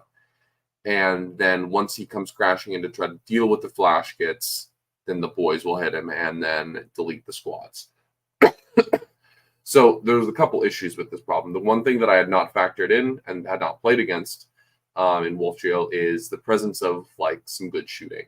Again, like with the Blood Angels, just that one Vindicator to get early oaths of moment can be really problematic, because it's like, do I want to put the truck out there so I can screen early with the flash kit truck? Yes, but then it's going to get blown up by the Vindicator, which absolutely sucks. So do I want to do that? Yes, but not really anymore. So there's just no good answer when your opponent has just a little bit of quality shooting in there to start peeling resources up, especially when those empty transports can be such a good resource into something like Wolf Jail, move blocking them. Just losing those immediately for free really sucks. So that was something I did not account for. The other thing I had not accounted for was just the way our armies trade into each other, right? Like T6 is a huge toughness breakpoint for my army, and I just did not factor that in for some reason. And also the difference between getting hit by wolves when they're damage 1 and they're punching back versus when they're charging in and they're damage 2, it can be absolutely backbreaking because my feel no pain counts for like a third as much, which sucks. So all it really takes is like one good heroic to completely break the wolves out of a stalemate and set them up for a win. So unfortunately, I realized on like bottom of 2, after I had called the WOG and only killed 1 squad of wolves and lost 2 squads of boys, terrible trade on my go turn, that I had this in the Matrix like completely wrong. This is not a small win. It's a small loss at best. So at this point, I'm like shooting for 8 points. And I'm going to my coach. I'm like, just so you know, I'm at like -5 from predicted. Fuck. So yeah, I've got to try to, because I mean, the big issue was like, I just couldn't hold any primary. Like he can just, hold his natural expansion with a lone op lieutenant. I can't really do anything about that because my army doesn't really go kill that thing or contest that objective very well. Meanwhile, he's like staged defensively on multiple midfields with OC2 Thundercav, so I can't like flip those objectives without full committing. And the moment I full commit, he's going to heroic and destroy me. And the one squad the red squad with real advance and charge plows into his ingress Wolf Lord squad that's off on my natural expansion flank, but not close enough to the objective for me to actually consolidate onto it. So Kruger does a really good job of keeping me off that objective for multiple turns. So like I crash in, I delete that squad, I can't console onto the objective because I'm not close enough, and then he like gets his scouts and rings my boys' squad so they can't go anywhere. So the scouts just sell their lives and hold up my entire squad for another entire turn. So at this point, I've lost all of my army except for a couple little trash units, the Weird Boy squad and the Red squad. I'm not on my natural expansion. He's on both the middle and his natural expansion, and he's like killed or tied up all of my flash kits. So I'm like, this is horrendous. Secret mission, baby. And I'm like going through the app, making sure that infiltrators aren't battle line and making sure that JPI are on battle line. He has no battle line in his list. So with some last minute shenanigans and heroics, not actually heroic intervention, but like red squad basically charges something on a flank, swings the gate forward and blocks his entire army, tagging his Vindicator. And then the blue squad, which is the Weird Boy squad, sneak into his deployment zone and score War of Attrition for 20. So that prevented me from scoring a 2. And instead I score a 6. And most of the difference was, a fair amount of it was secondary, but also like my primary was horrid. I scored like 3, 3, 8, and then 0 at the end. Yeah, because I went first. So I only got 14 points of primary, I think, and then the 20 from the secret mission. It's just a bad matchup. I had this in the Matrix wrong, and it was crazy to me to kind of reflect after this game of how much that can matter, right? Like my team, my pairings team approached this from this perspective of Lucas is going to win this game. And instead I came back with a loss. And like just that one bit of misinformation can completely screw your team over. And it was bewildering to me. It still is how close the margins are in a round like this. And, Kruger came up to me afterward and he's like, I could tell you weren't expecting this result. And I'm like, yeah, I had this down as a small win. And he's like, I've played this matchup 2 or 3 times now. And I'm like, I haven't played it yet. So, yeah. You really gotta, I guess, play everyone's list from the tier 1, which is a sobering reality. Yeah, that was my game. Very cool. Nicely done. That secret mission was one of the coolest plays I have ever seen you pull off. That worked out beautifully. Watching the look on Kruger's face when he was like, I'm getting an 18. I'm getting a 14. I don't know how the rest of the round is going. It was hilarious. The end game. Have you done a secret mission before? That was my first one. Like you never even declared one before? Fuck no, dude. I'm winning. I'm trying. I'm a chat. Hell yeah. It also ended with the crash unit I charged to swing the gate and block him was Logan. And of course, the doctor like styled on Logan with a 360 no scope, 6 mortal wounds with the injector. Just aced him with the fucking injector. Let's go, dude. I'm the chapter master of the Space Wolves. What's this? Just killed him. Open wide. Excellent. Nicely done. So we end up losing this round of Poland 72-88. Small loss. We're 3 points off the draw. And those 3 points could have come in a lot of different places. A lot of missed predictions here, coming back with a 6 out of a draw and 3 losses at 7 out of a draw and 2 6s out of wins. Plenty of room for upside here for this is to have been a draw. Frankly, for this to have been a win. But evidently we did not have our matrix correct here, and they beat us on that. We paired fantastically given the matrix we have, but your pairings the value of your pairings is only as good as your matrix. So that's what we get burned for here. All right, so we are defeated, but we rally the troops, and we curb stomp the Danes. Jesus fucking Christ. What the hell? Goodbye, gamers. Pro tip, don't mess with Longenin and the rest of his cronies. Into Denmark here. Hold on. Everyone, hold the phone. Is that number bigger than 11 next to Nanavati's name? It is. Bog. A lot bigger than 11, as it turns out. Where is the matrix? I know I'd like rapidly make this. Is it all the way in the front? Yeah, it is. We did not prepare for the Danes at all. Because they were not a tier 1 team. We prepared for the tier 1s and for Belgium, so we had to like rapidly go make a matrix real quick to see how we're going to do here. And I do have the results over here. All right. So Forceman goes 15-5 into Votan off of a green prediction. It's a small win, so love that for him. This was a stupid game. Eric just... God damn it. Eric did not, if you haven't seen his Crusher list, it doesn't have a Neurotyrant in it. So when he calls Shadows, it's just neutral checks across the board. And all the time, people, myself included, were like, Eric, you need a Neurotyrant.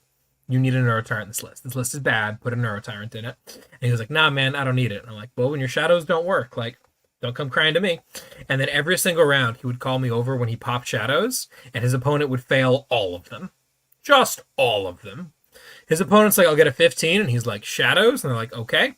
Fail, fail, fail, fail. I guess I'll get a 5. I get that it's Votan and their leadership 7, but the difference between checking for 7s and checking for 8s is absurd. Whatever. Nice job, Eric. You get a 15. Lennon also got a 15 into World Eaters. This is something that he had marked as a blue, so that was necessary. Good for him. Nanavati goes into Sisters of Battle, has it matrixed as a draw like he has everything else matrixed as, and comes back with a motherfucking 20. Let's go, Nick. In particular, this CSM was a Renegade Raiders CSM list. Kind of a wacky one with only 1 squad of ACDCs and a couple of Vindicators and a bunch of Rubrics and, a whole bunch of nonsense.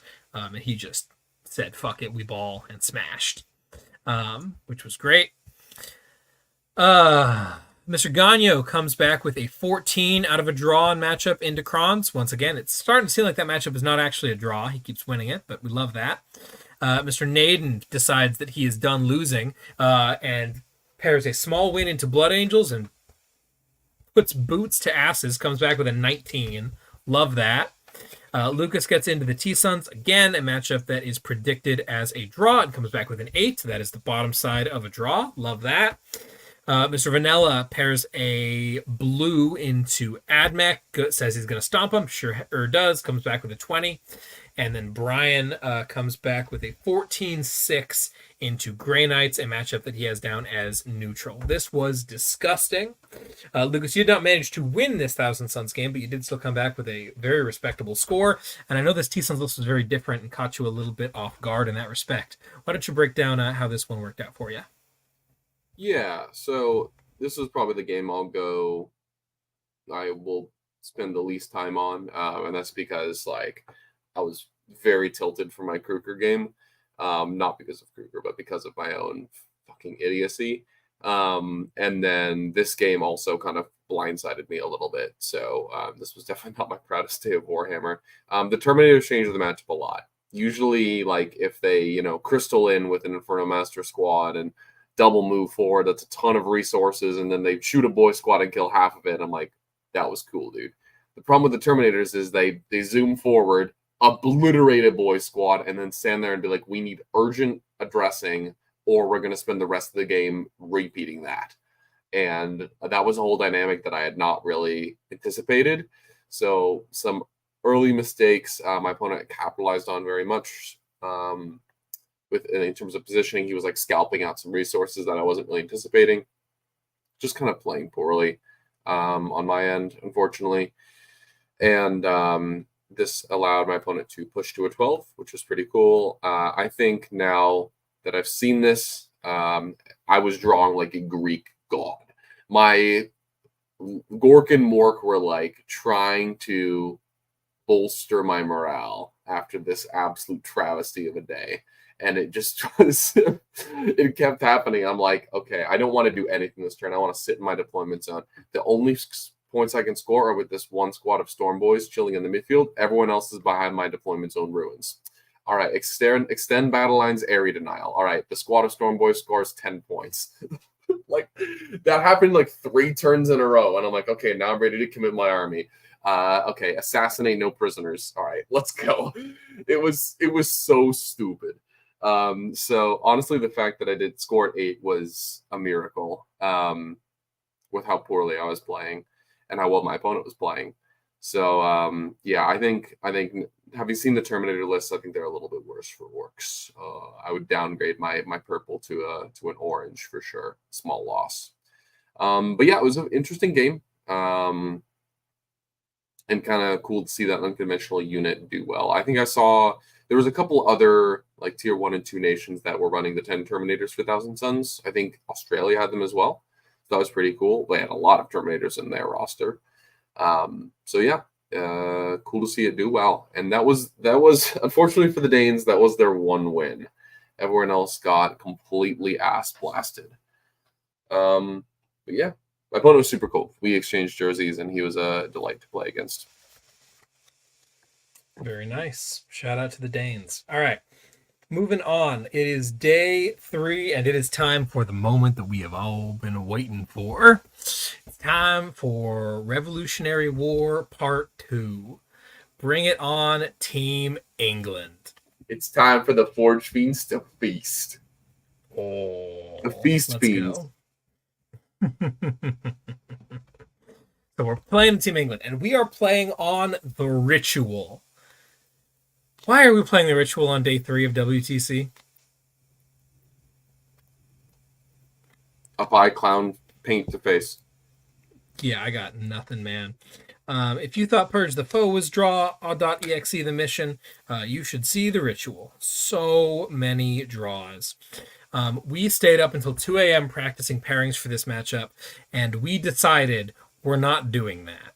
We are not drawing England because at this point, I think it was at this point that everyone has a draw. So the entire tournament is up in the air if we're able to get a win here and when we get some draws up ahead of us. We're not completely in control of our own destiny here, but the path is still there for us to win this whole thing. So we need to do that. But to do it, we need a win. Not a draw, a win into England. And we're going to do whatever it takes to get there. We tried a ton of different pairing variations. Like I said, we considered just schlepping Anthony out and saying, cool, you get to play into Vix T-Suns. try to score a 1. That would be ideal. But we ended up deciding against that. And we end up with a scrum where we hunt down Manny the Rat Chima. Love this strategy. His Blood Angels list is really silly. Maybe it's good into certain things, but it is vulnerable. There are a number of people on this team who can tear that list apart, and one of them is our boy who happens to live in the same, I'm assuming that Manny lives in London, in the same city that Manny does, or if Manny doesn't live in London, in the same country that Manny does. He's got our spy. We got Benedict Arnold coming at him. I know that doesn't make sense, but it's fine. So, the idea for this matchup is 7 draws and a win. We need Sipe to butcher Manny, and the rest of us just need to hold the line. And that's essentially how it goes down. Let me pull up the full predictions here. So we start off with our boy Forceman, again paired into Grey Knights. This is predicted to be a draw. He comes back with a 9. Nice. We've got our boy Jonathan Lenonathan playing Dark Angels into Nassim's Guard. This is predicted as a small win. He comes back with an 11, which sure is a small win on the ritual. Nicely done, John. Mr. Nanavati pairs into Vic Vijay with his sisters and comes back with a 10-10. Let's go! On the back of a secret mission Unbroken Wall while going first. He secret missioned while going first and pulled it off to get a 10. Absolute king shit. Nick is a legend. Don't anyone ever tell you he's washed, even if I say that a lot. Ganyo plays into Mr. Alex Harrison on Votan, and they spend a really long time staring at each other to walk out with a 10. It's a really boring game. And then Nadens gets the Eldar mirror match into Tony Chu. This was also something we were hoping, because Tony, we know, had played like 3 Eldar mirror matches before then. We knew he was going to take another one, but Sean's really good at Eldar, so we had that down as a draw. We came back with 12. Love that. Lucas here got a pairing into the CSM, into Boris, which is depicted here. Lucas actually has this down as a small win, but ends up coming back with a 9. I'll talk about that in a sec. Anthony plays into Sisters, which he has down as a draw, almost assuredly. Yeah, comes back with a 10, normal. And then Sipe into Ganyo. Sipe into Manny, comes back with a 20 fucking O. Let's go! Go. The USA, king. baby! USA. This was awesome. Super great 8-round into England. Super excited that our strategy ended up working out. And if you're gonna prey on someone, let it be Manny. Because as I keep telling these boys, the number one rule of being Team England is that Manny gets what Manny wants. And if that doesn't happen, they lose. So glad that it worked out so well for us. Tell us a little bit about this game into Boris, and another matchup that I think we made some snap judgments against on paper that may not have worked out as much in practice. Yeah, so I loved playing against Boris. It was my first time playing against him, and he and I were definitely kind of on the same wavelength. I don't know if he felt the same way.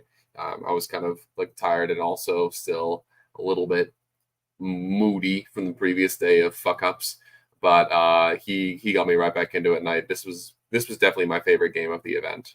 It was super fun and very cagey. Both of our armies basically are trying to do the same thing.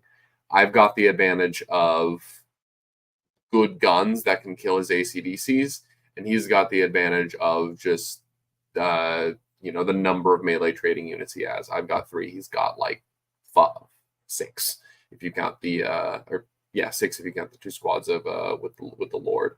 So we each have a couple of little competitive advantages, but our armies are doing the same thing. They've got like a bunch of 6-inch move, advance and charge dudes that are hit on each other ungodly hard, and we're just kind of like staring at each other 15 inches away with screens in the way, being like, who's gonna move first? And there was like 3.5, 4 turns of this, just us slowly pushing each other around the board, like a battle of inches moving forward. And it's the ritual, so of course, like, we're both scoring 8-point secondaries, 15 on primary. Like, there's no scoring discrepancies at all. It's like dead draw. And we're just kind of like meandering around, trading screens.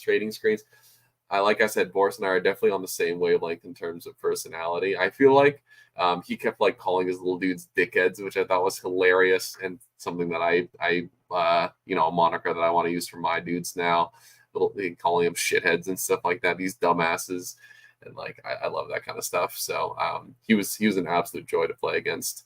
And then of course on turn 4, all the risk has basically bled away because we've all scored all the points we can possibly score. And then turn 5 is just locked up because we've already spawned our objectives. So he full commits like the 10 Talons, 10 Legionaries, and 2 ACDC bricks into my 40 boys. Whiffs a little bit. I obliterate all of that stuff with 20 boys. And it mattered for 0 points at all. I know actually I scored Cola Horde off of one of the ACDCs. But like it did not matter for the differential basically at all. We just like spent the bottom half of turn 4 and 5 slaughtering each other's armies because nothing had happened over the course of the entire game. It was really fun and cagey. I haven't played a game like this in a while, like the melee staging games. They're always so much fun because everything's so tense because anything could explode at any time. It was very fun. And his army is also, it's so beautiful. It's this it's a Sons of Horus like pre-fall scheme, so it's still got the sea green. And he's got like the old Demos pattern rhinos. Oh my god, it was so beautiful. He was an amazing opponent, and I cannot wait for our next game. Oh, I should talk about the fact that I came back with fewer points than expected. Yeah, I allowed my team to bully me into making this a green because, quote, you kill the ACDCs very quickly. Yeah, the problem is they kill me quickly as well. And if I go second with the wall, then I have no fucking initiation ability because my faction ability sucks ass. It doesn't suck ass. It sucks ass half the time, but uncontrollable half the time. So yeah, that was a bit of a bummer because I went second, and I'm like, well, now I'm at a huge tempo disadvantage. So this is no longer a green. It's not a green if I go first, frankly. People just stage intelligently, and it's not that bad. So this is the tiest tie that's ever tied. Did you consider going first? I considered it. I tried really, really hard every single round to go first. That'd be my recommendation for next time. I even rolled the green dice for Gork and Mork, and it didn't work. Damn. All right. Respect the hustle. All right, cool. And that brings us into round 7. So we got the win into England, which means that it is on. We are paired into France. If we defeat France and what is it? Is it Spain versus Sweden?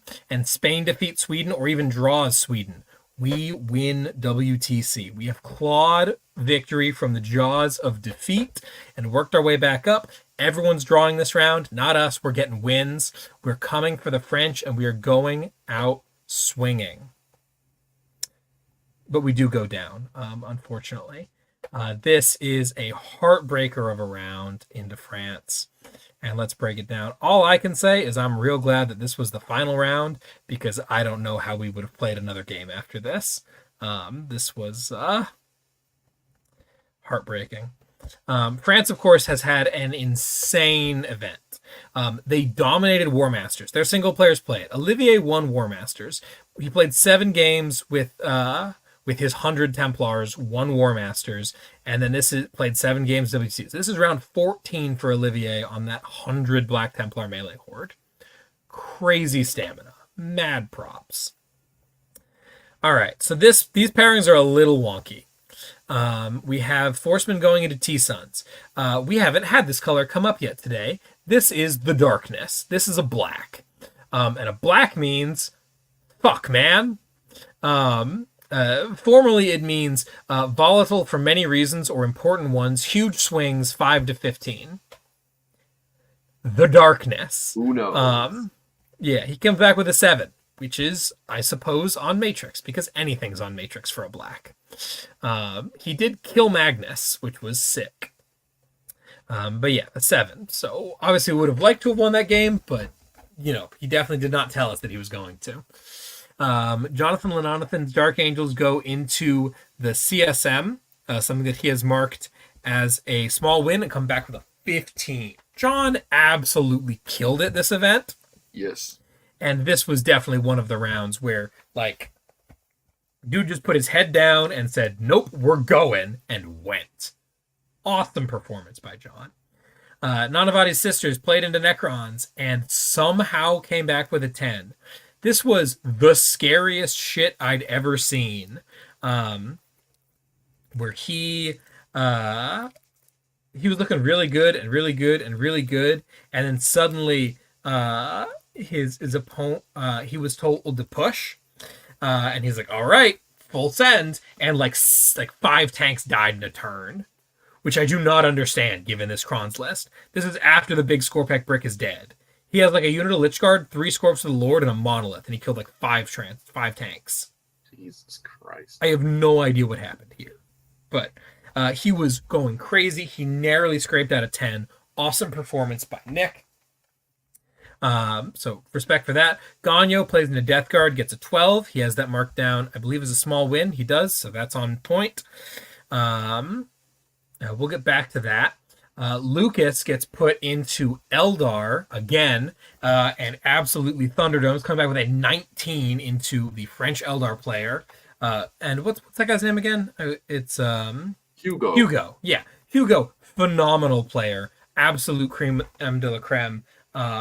Mad and awesome that Lucas pulls off this 19 off of what he has down as a small win. And then we have Anthony goes into Grey Knights again. He has this down as a small flip. Comes back with a 10. That's right on brand. And then, unfortunately, these are the last two. Brian Sipe into Guard. He has this down as a neutral matchup drawish. He comes back with a 1, which is a heartbreaker. And Sean Naden gets paired into Olivier with the Righteous Crusader 100 Templar list. He has this down as a small loss, and he comes back with a 0. Gets 20 owed, and that cements our loss to France 74-86. So we come back with a 0 and a 1, and we are still only 1 point off the draw, which would have landed us in 3rd. And that also means then by extension we are 12 points off the win, which would have won WTC. So bit of a letdown. Yeah. Big bummer. Yeah. On a much brighter note, tell us about this Eldar game, which can be seen on War Games Live. Oh, because oops, I muted myself. On a brighter note, I crumped another pointy-eared fuck, and it was great. I did it live. Usually that kind of shit gets all pixelated and shit. Especially when it's live, dude, I did it for y'all's viewing pleasure. Let's go, baby. On War Games Live. Going first again. Skill issue for you, buddy. Oh, I ran it down so hard. Well, I mean, there's a couple things about Hugo's list that make it a little more challenging for me compared to the one I played on round 1. Compared to the Eldar list I played in round 1. The first is the very annoying, first and less important is the very annoying Harlequin unit with your brain that always somehow takes way more effort to kill than it ever should. And that's because of all the stacking debuffs. Like that as a 4-up invul, and you can -1 to hit it for a CP. They have 5 at Feel No Pain, and they regenerate models. So I understand why they're durable, but it always seems like you try to hit them with something, and they spend 3 CP to Phantasm away, revive models, and -1 to hit, and all of a sudden they're charging your natural expansion. It's like, okay, what the hell just happened? So that unit is very slippery and obnoxious. And then also Lilith's unit with witches, because they fight first, and Lilith just less scary what she's done in Drukhari, because she can get full rerolls to hit, but she still kills 6 or 7 boys before her 10 witches fight on the fight first. So that unit is terrifying. But I just kind of charged him on turn 2 and was like, you're going to fight first and it's going to suck. And then I'm going to absolutely pound you everywhere else. And the great thing about this matchup is every unit is a threat, right? A truck tagging an Aspect Warrior squad is great. Flash gets shooting is a threat. Flash gets melee is a threat. Storm Boys grenading and charging is a threat. And then like even a remnant boy squad with like 2 dudes and a war boss and a pain boy can just like delete 10 aspect warriors no problem. So you can really overwhelm them, and that's exactly what I did this game. And Hugo did a really good job of weaseling for every point he could, which ended up getting him the one that he needed to win. So well done to him. But yeah, this is like another, I probably should have just rated this one blue in the Matrix because I just like charged into every trap he laid for me, and it just did not fucking matter at all. The squad just ran in, killed half an orc boy squad. I was like, okay, 20 elves dead. Poggers. God damn. That shit is fun and cathartic. So, yeah, it was. I won't go into too many of the details because you can just go watch it on. You should watch it on War Games Live because the ending is awesome. To see France squeak about 1 point is pretty hype. So you should definitely go watch that. But yeah, it was a great game and a lot of fun. Yeah, absolutely. Nicely done there, bro. Absolutely insane game. Really glad that we got to have that one on stream. Dickie asks, what is the thought on Sean and the Templars? I got to meet Dickie. That was very cool. Pleasure. He's a very cool dude. He's a coach for Team Canada. So Sean and the Templars, obviously, I think they'll cover this into the Matrix more, but we got to a point where we had an opportunity, to bring together a team of remarkable individuals. We second defended with Lukas. And they threw at Lukas, Yanari and Templars. And we took the Yanari, obviously. And their goal, I think, was to make us take the Yanari. Because as they see the Templars as a smash that bullies them in, because they know that their Yanari has a lot of bad matchups left lying around that we could prey on it with. And that they'll get to prey on us pretty hard going forward. Talk to us what you think about the Templars match, Lukas, because I think we probably should have put you into it. But I'm curious to hear your thoughts.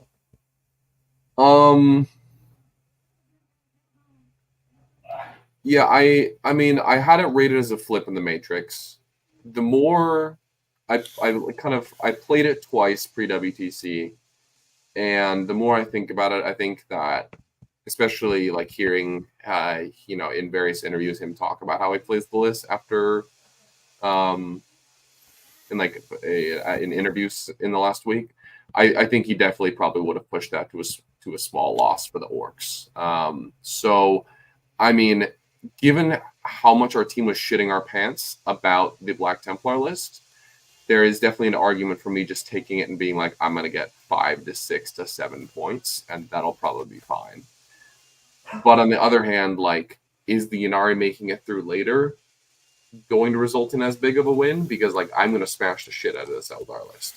So I think our thinking was, let's just take the great matchup while we can.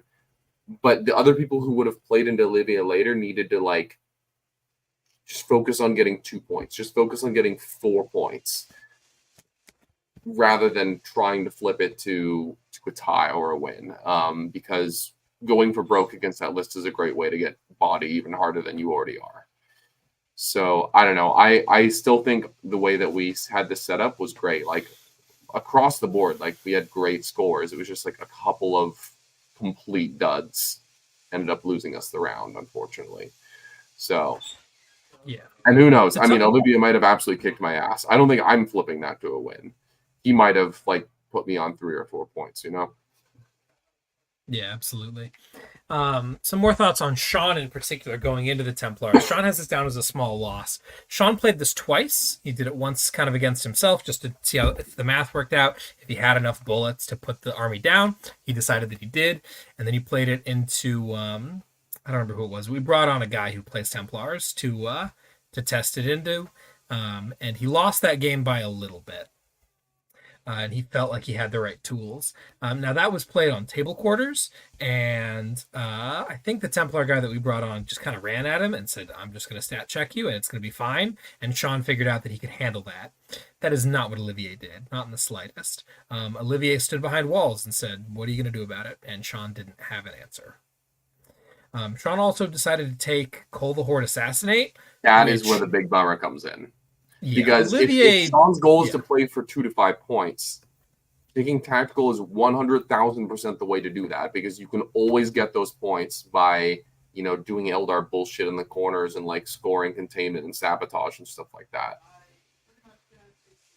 It's just not happening. If you take Cold Horde and Assassin, you're completely relinquishing control to your opponent. Like, everyone that's ever done that to my Green Tide list, I mean, honestly, my list and Olivier's list are kind of similar in that way, right? Like, if you take the kill secondaries into them, you're giving the control army all of the control, which is terrible. Don't do that. So yeah, I think that is a pretty big misplay on Sean's part, unfortunately. Yeah, I think that really amounts to slapping your cock and balls on the table and saying, I am better at Warhammer than you, and I will be asserting my dominance immediately. And, yeah, it's not really what happened. That didn't work out. That being said, I know I heard Olivier talking about this a little bit after the game, and he doesn't think it was that terrible of a decision, because it at least allows it was Sean a little bit of breathing room, where he can't really be smothered out, because that's how he starts giving up points, and maybe that ends up translating into something. But at the end of the day, you can't do worse than a 0, so it's hard to say that anything here was really the right decision. So yeah, not a great performance. As a result of this, we end up falling down into 5th. So we missed the podium this year, which is a big bummer. And I fully anticipate a lot of big things to be happening in and around the team, as we really thought we'd put our best foot forward this year. So to come up this short was certainly disappointing. I'd love to hear more of your thoughts and reflections, Lucas, on the process as someone who is playing on the starting roster. Yeah. How do you want to do this? I want to be cognizant of the fact that we're 2 hours and 11 minutes in, and we also have questions about topics related to this in the listener. I'm not going to say anything else until we go to questions. I'm going to open the floor to you here to say as much or as little as you'd like. Okay. I mean, I think this year actually went pretty well. The biggest positive for me, despite the fact that we didn't score as well as we wanted to in terms of the overall standings at the end, is that I very clearly can see where we need to improve, right? Like, there was some times last year where I'm like, I don't know what I need to do to get better at this. And like, obviously that became clear as time went on and things like that. But there was a couple times I felt a little bit directionless. After this event, I needed a little bit of time, and I still do, to kind of like cohere my thoughts, but they're all very clear thoughts. Like, this is where we need to grow. And I think, a couple of those things are, and we'll talk about this during the listener questions, but like, our team comp was just kind of like complete ass. There was very little coherency to anything we were doing. And considering that fact, our pairings team absolutely smashed it, because they paired us into some very close losses into some amazing teams, and then wins across the board elsewhere. Like, we didn't have a draw this year, right? Like, it was either we obliterated fools or we had a very close loss. And I think all we need to do to turn those very close losses into draws and wins is a little bit more team play in the weeks leading up, building a good comp. So that is the thing I'm focused on most right now.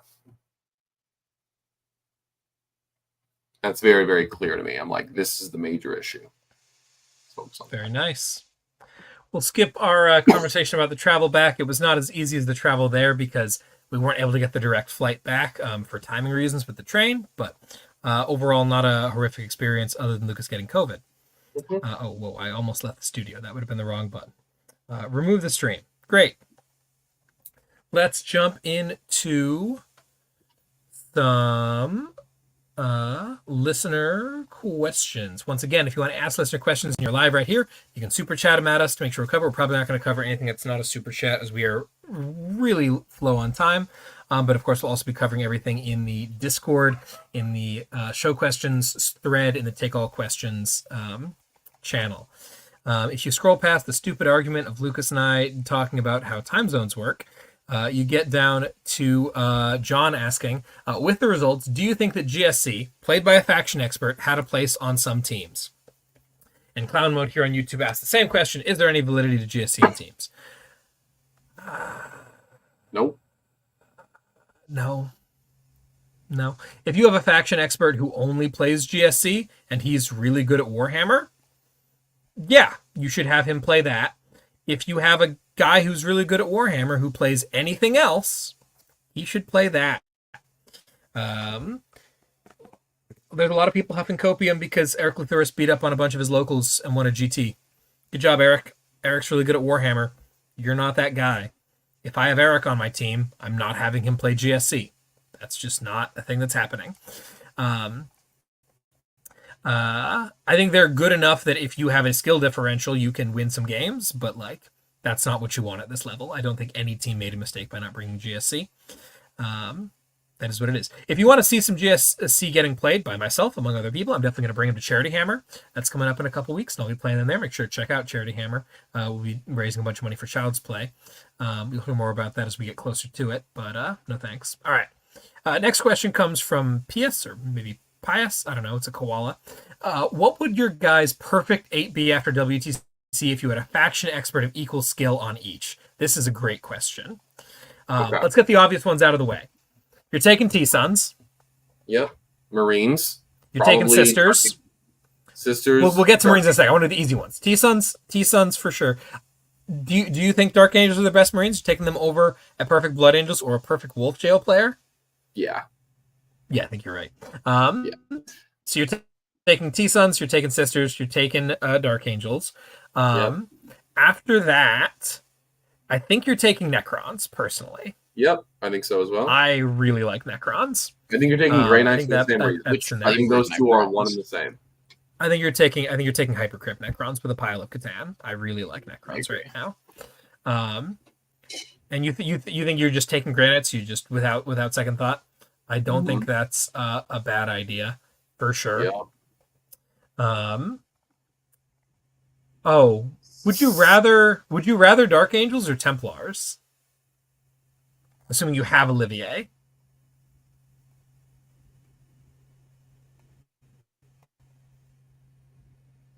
I would probably rather have Dark Angels. I think it's a little bit more consistent. But I don't know. I'm not a Marines expert. Yeah, I don't think that's unreasonable. All right, so that's I've got John on my team. And then what else do you want? CSM? I feel like yes, CSM 100%. That's fair. Yeah, CSM. That's 6, and then this is where the flavor comes in. Maybe it's demons, maybe it's Nids, maybe it's Dark Eldar. You can go for other blunting armies like Admech. Yeah, maybe it's Admech. I think Khotan is also an option here. Tau is an option here. Yes. You know what? If I can have Ganyo, I think I'm taking Tau. I mean, he really performed impressed really well with that guy in that list performed. Whack-ass list this year. Without marker drones. Yeah, that was old about. Oh man. So yeah, Tau if Ganyo's on the team, and then like I don't know. I think if we have an Admech faction expert, probably like Admech or something like that. Admech is a good option. I think having Innis playing Synaptic Nexus is also not a bad option. No, Spirits are not on the fucking team. I'm sorry. You don't like that? Have you played into Nexus? That army is really good. Just gun.exe. Good job. Cool. That's anyway. What about Dark Eldar? Oh, stop, dude! Stop. Dark Eldar. But the Swedes. Stop huffing copium, you Dark Eldar fucks. Just wait for your codex. Come on. Just another 2 years. It'll be okay. All right. Fair enough. Cool. So do we get 8 there? Do we get a full 8? Oh, because you said Admech. Cool. Great. There's our answer. Let's keep grooving. Upon review, what do you think USA did well and not so well about this year's campaign? I think we've talked about that some, and I'm sure we'll talk about that more in the future, Sam. Great question here. Pumbaa and Typhus, this is again from Sam Lemon. Pumbaa and Typhus talked about the mental health aspects in prepping for WTC this year. Did yourselves or other members of Team USA camp feel similar? I think we didn't think about this on the front end, and I think we're thinking about this a lot on the back end. Do you want to elaborate on that, Lucas?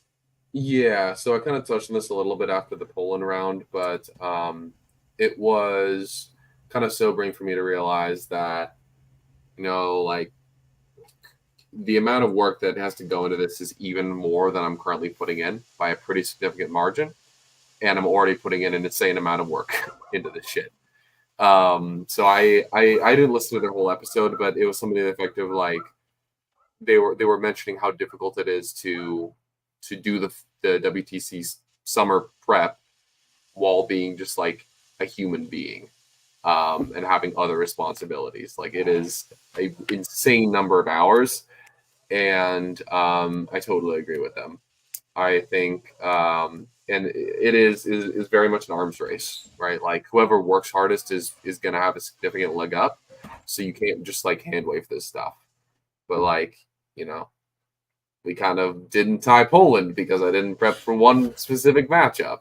So my main takeaway right away was like, I should probably play every single tier 1 list at least once, but that's 36 games of Warhammer. And if you play a list once, you get a basic understanding of how.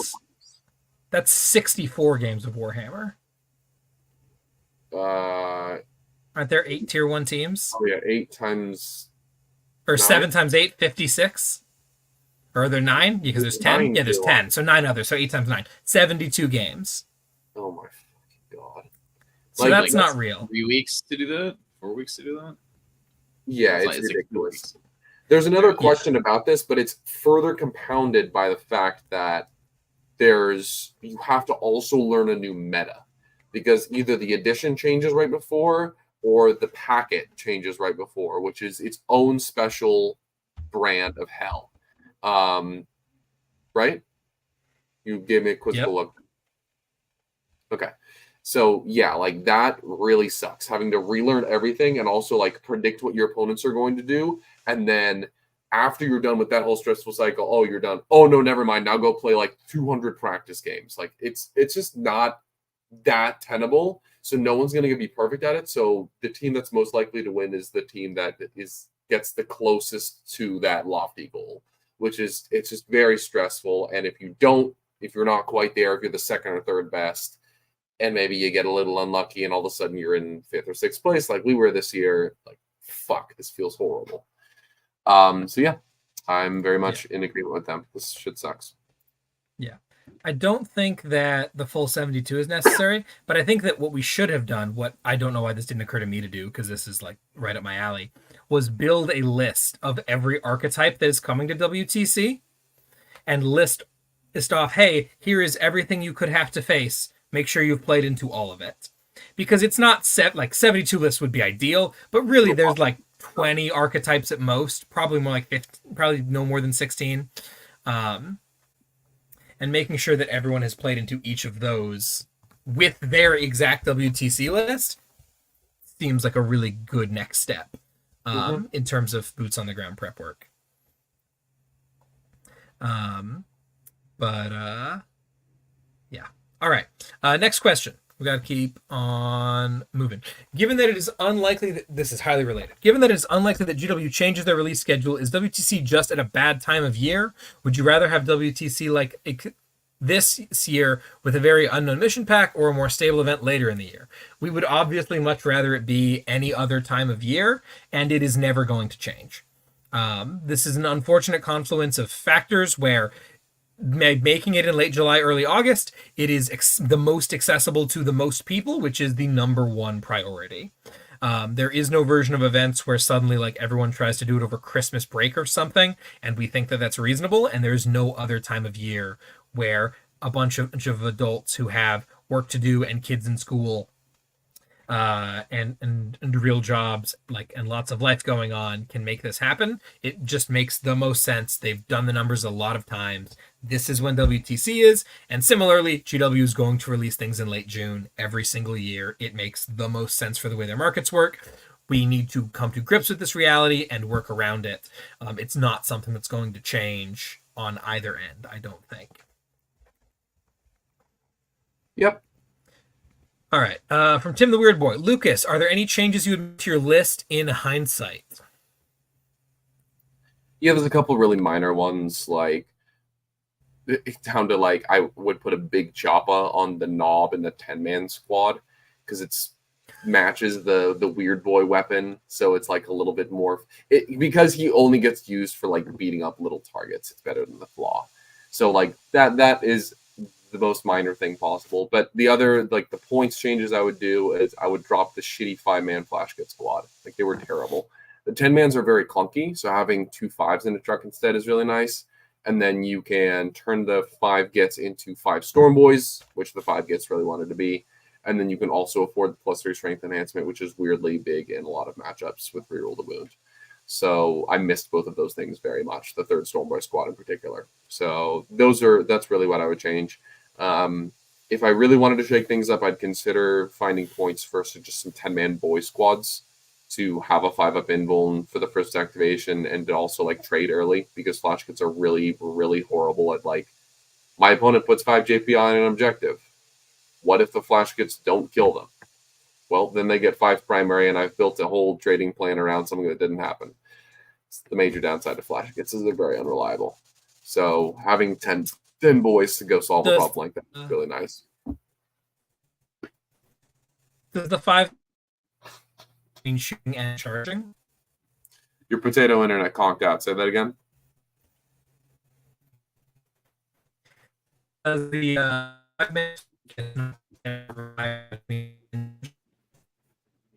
All right. Nice. I'm guessing he's something to the effect of, did the flash kits not do it between shooting and charging? The unfortunate reality is like it's a cumbersome unit. Like the 40mm bases are so awkward to kind of get into the right place. It's very often that not all the whole squad shoots or not the whole squad fights. And moving 9 inches a turn when the truck needs to hide, and like you're probably not shooting and then charging reliably. So like building a trading plan around it is very difficult. So, alrighty, am I back? Can I be heard? Yes. Hello. You're back. Great. All right, moving forward. Yes, what your best and worst matchups are. I feel like we talked about a lot of those things in practice. If we had supplied you with a fake mustache, called you Luigi Troller, and provided an airtight alibi so Anthony couldn't kill you, what would you play at Warmasters? The easy answer is my Green Tide list, but after having played against it and seen it to much success, definitely some Pack-Bound Zealots.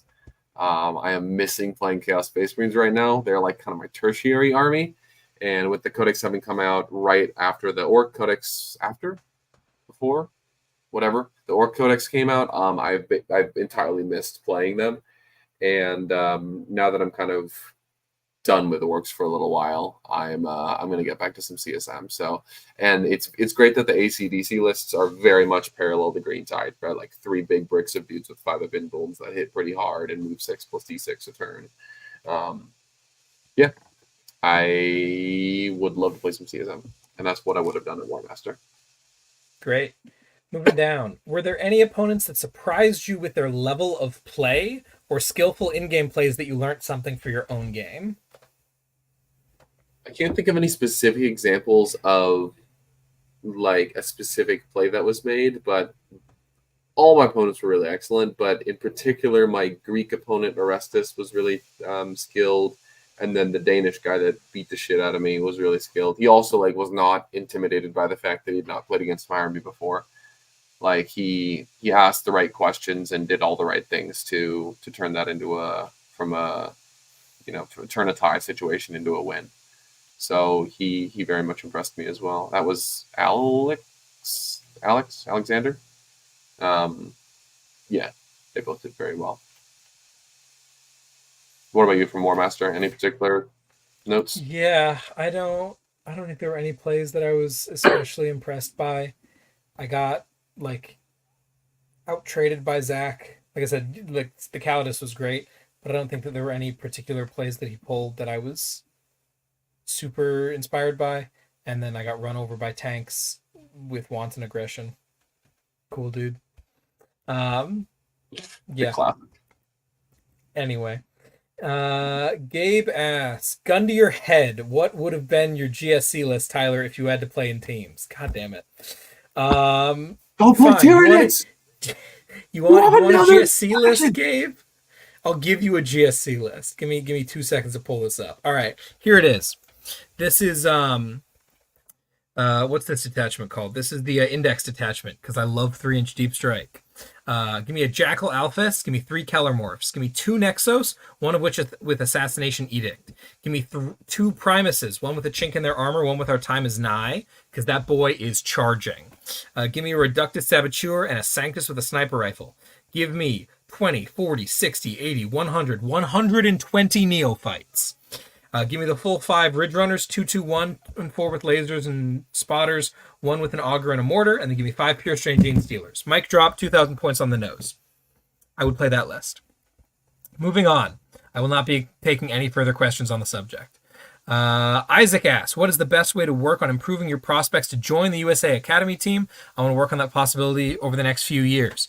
I hate to say it, no people. You know us. That's cool. We love you, Isaac. Yep. It really helps to have someone who can advocate for you because accolades only go so far. That being said, accolades do go farther than not accolades. So win stuff, win public stuff, win GW stuff and FLG stuff, and get on stream so people know who you are, right? You can only get so far by saying, I won a bunch of local GTs. You want to be able to say, hey, check out this performance of mine. Stream games, valuable. You want to be someone that gets talked about. Because it's at the forefront of my mind right now, be very, very good at some factions.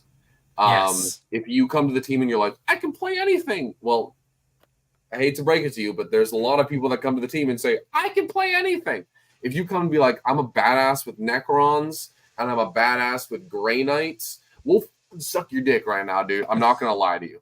So get really, really good with specific armies. Especially if you notice a deficit in a particular place. Yeah, if you play AdMech and you're really good at AdMech, like get your ass on the team, boy. Yeah, but yeah, faction specialization, especially like we haven't really had a full debrief or too much conversation about what next year's going to look like. But if I had to guess, we're going to be hunting for some faction specialists. So if you want to get really, really good at AdMech, great time to start. All right.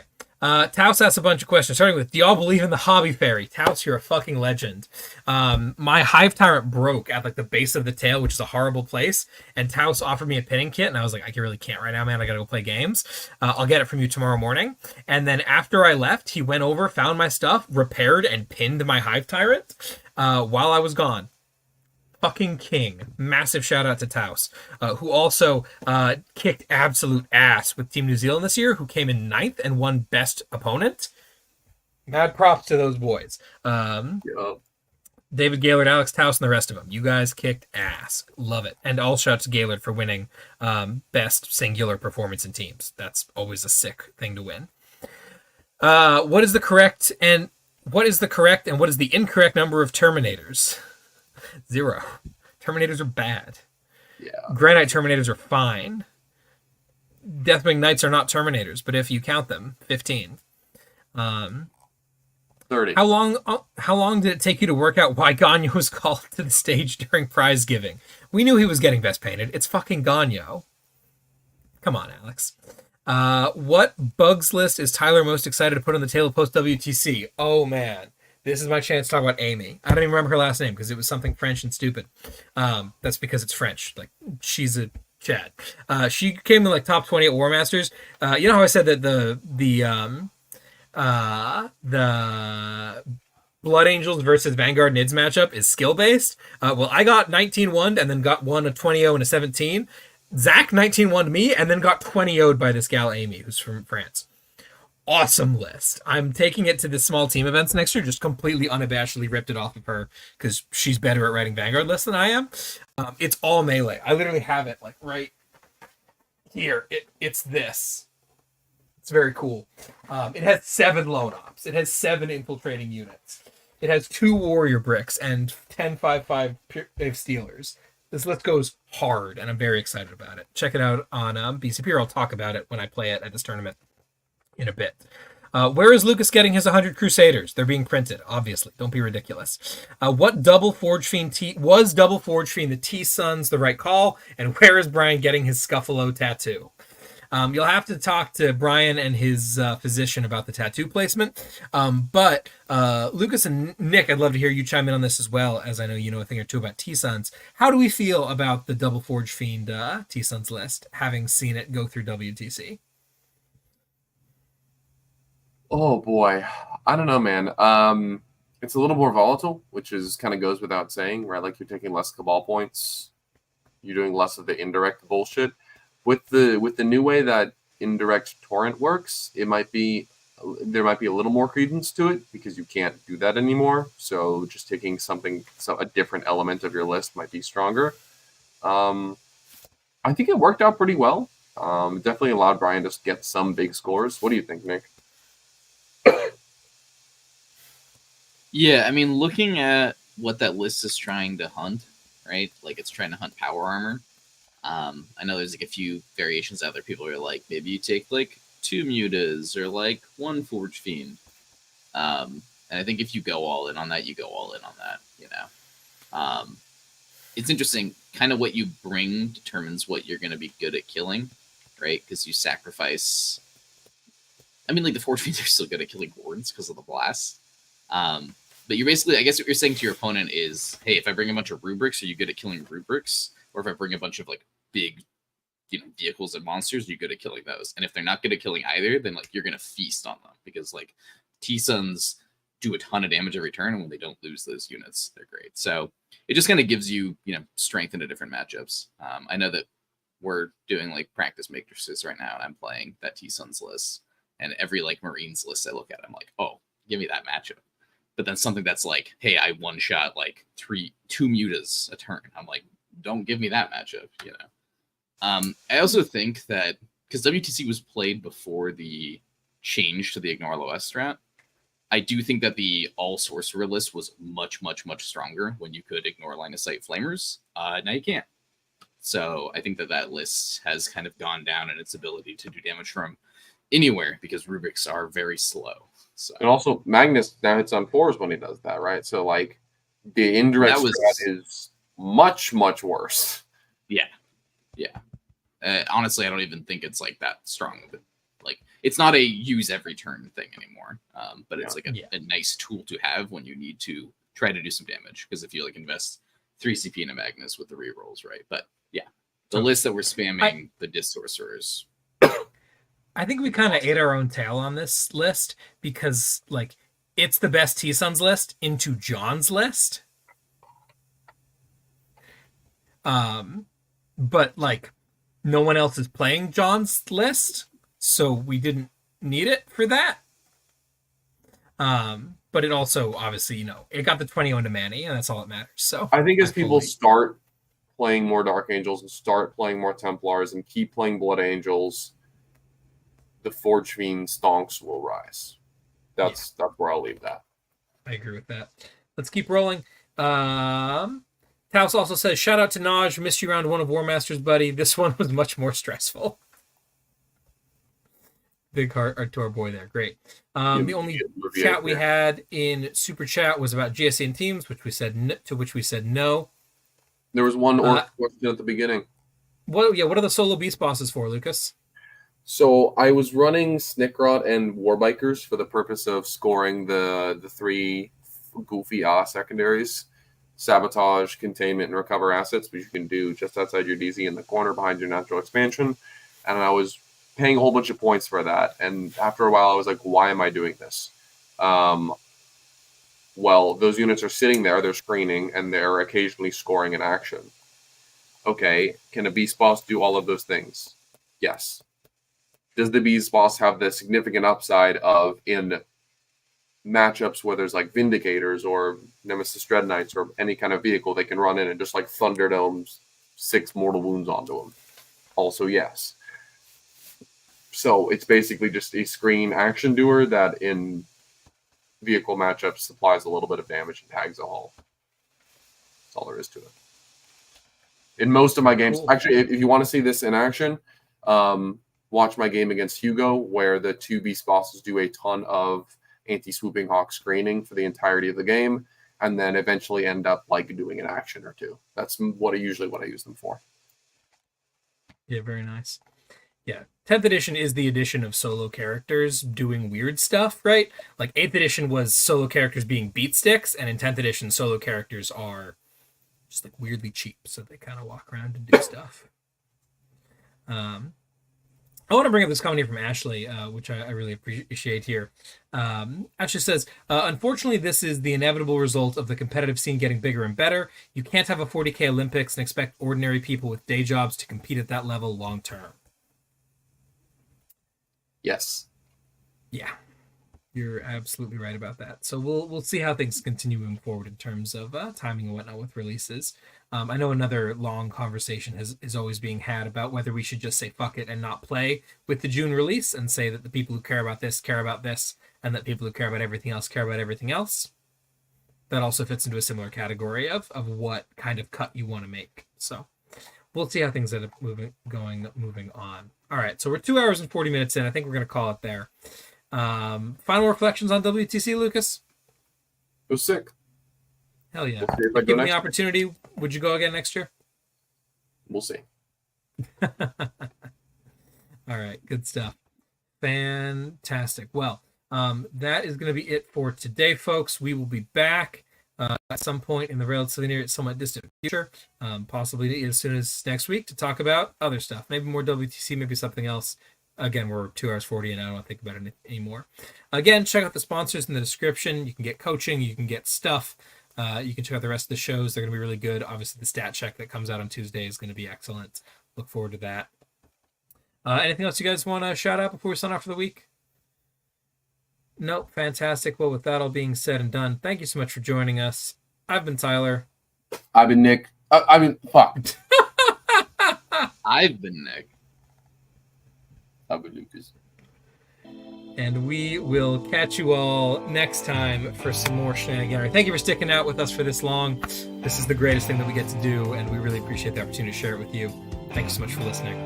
We'll see you next time.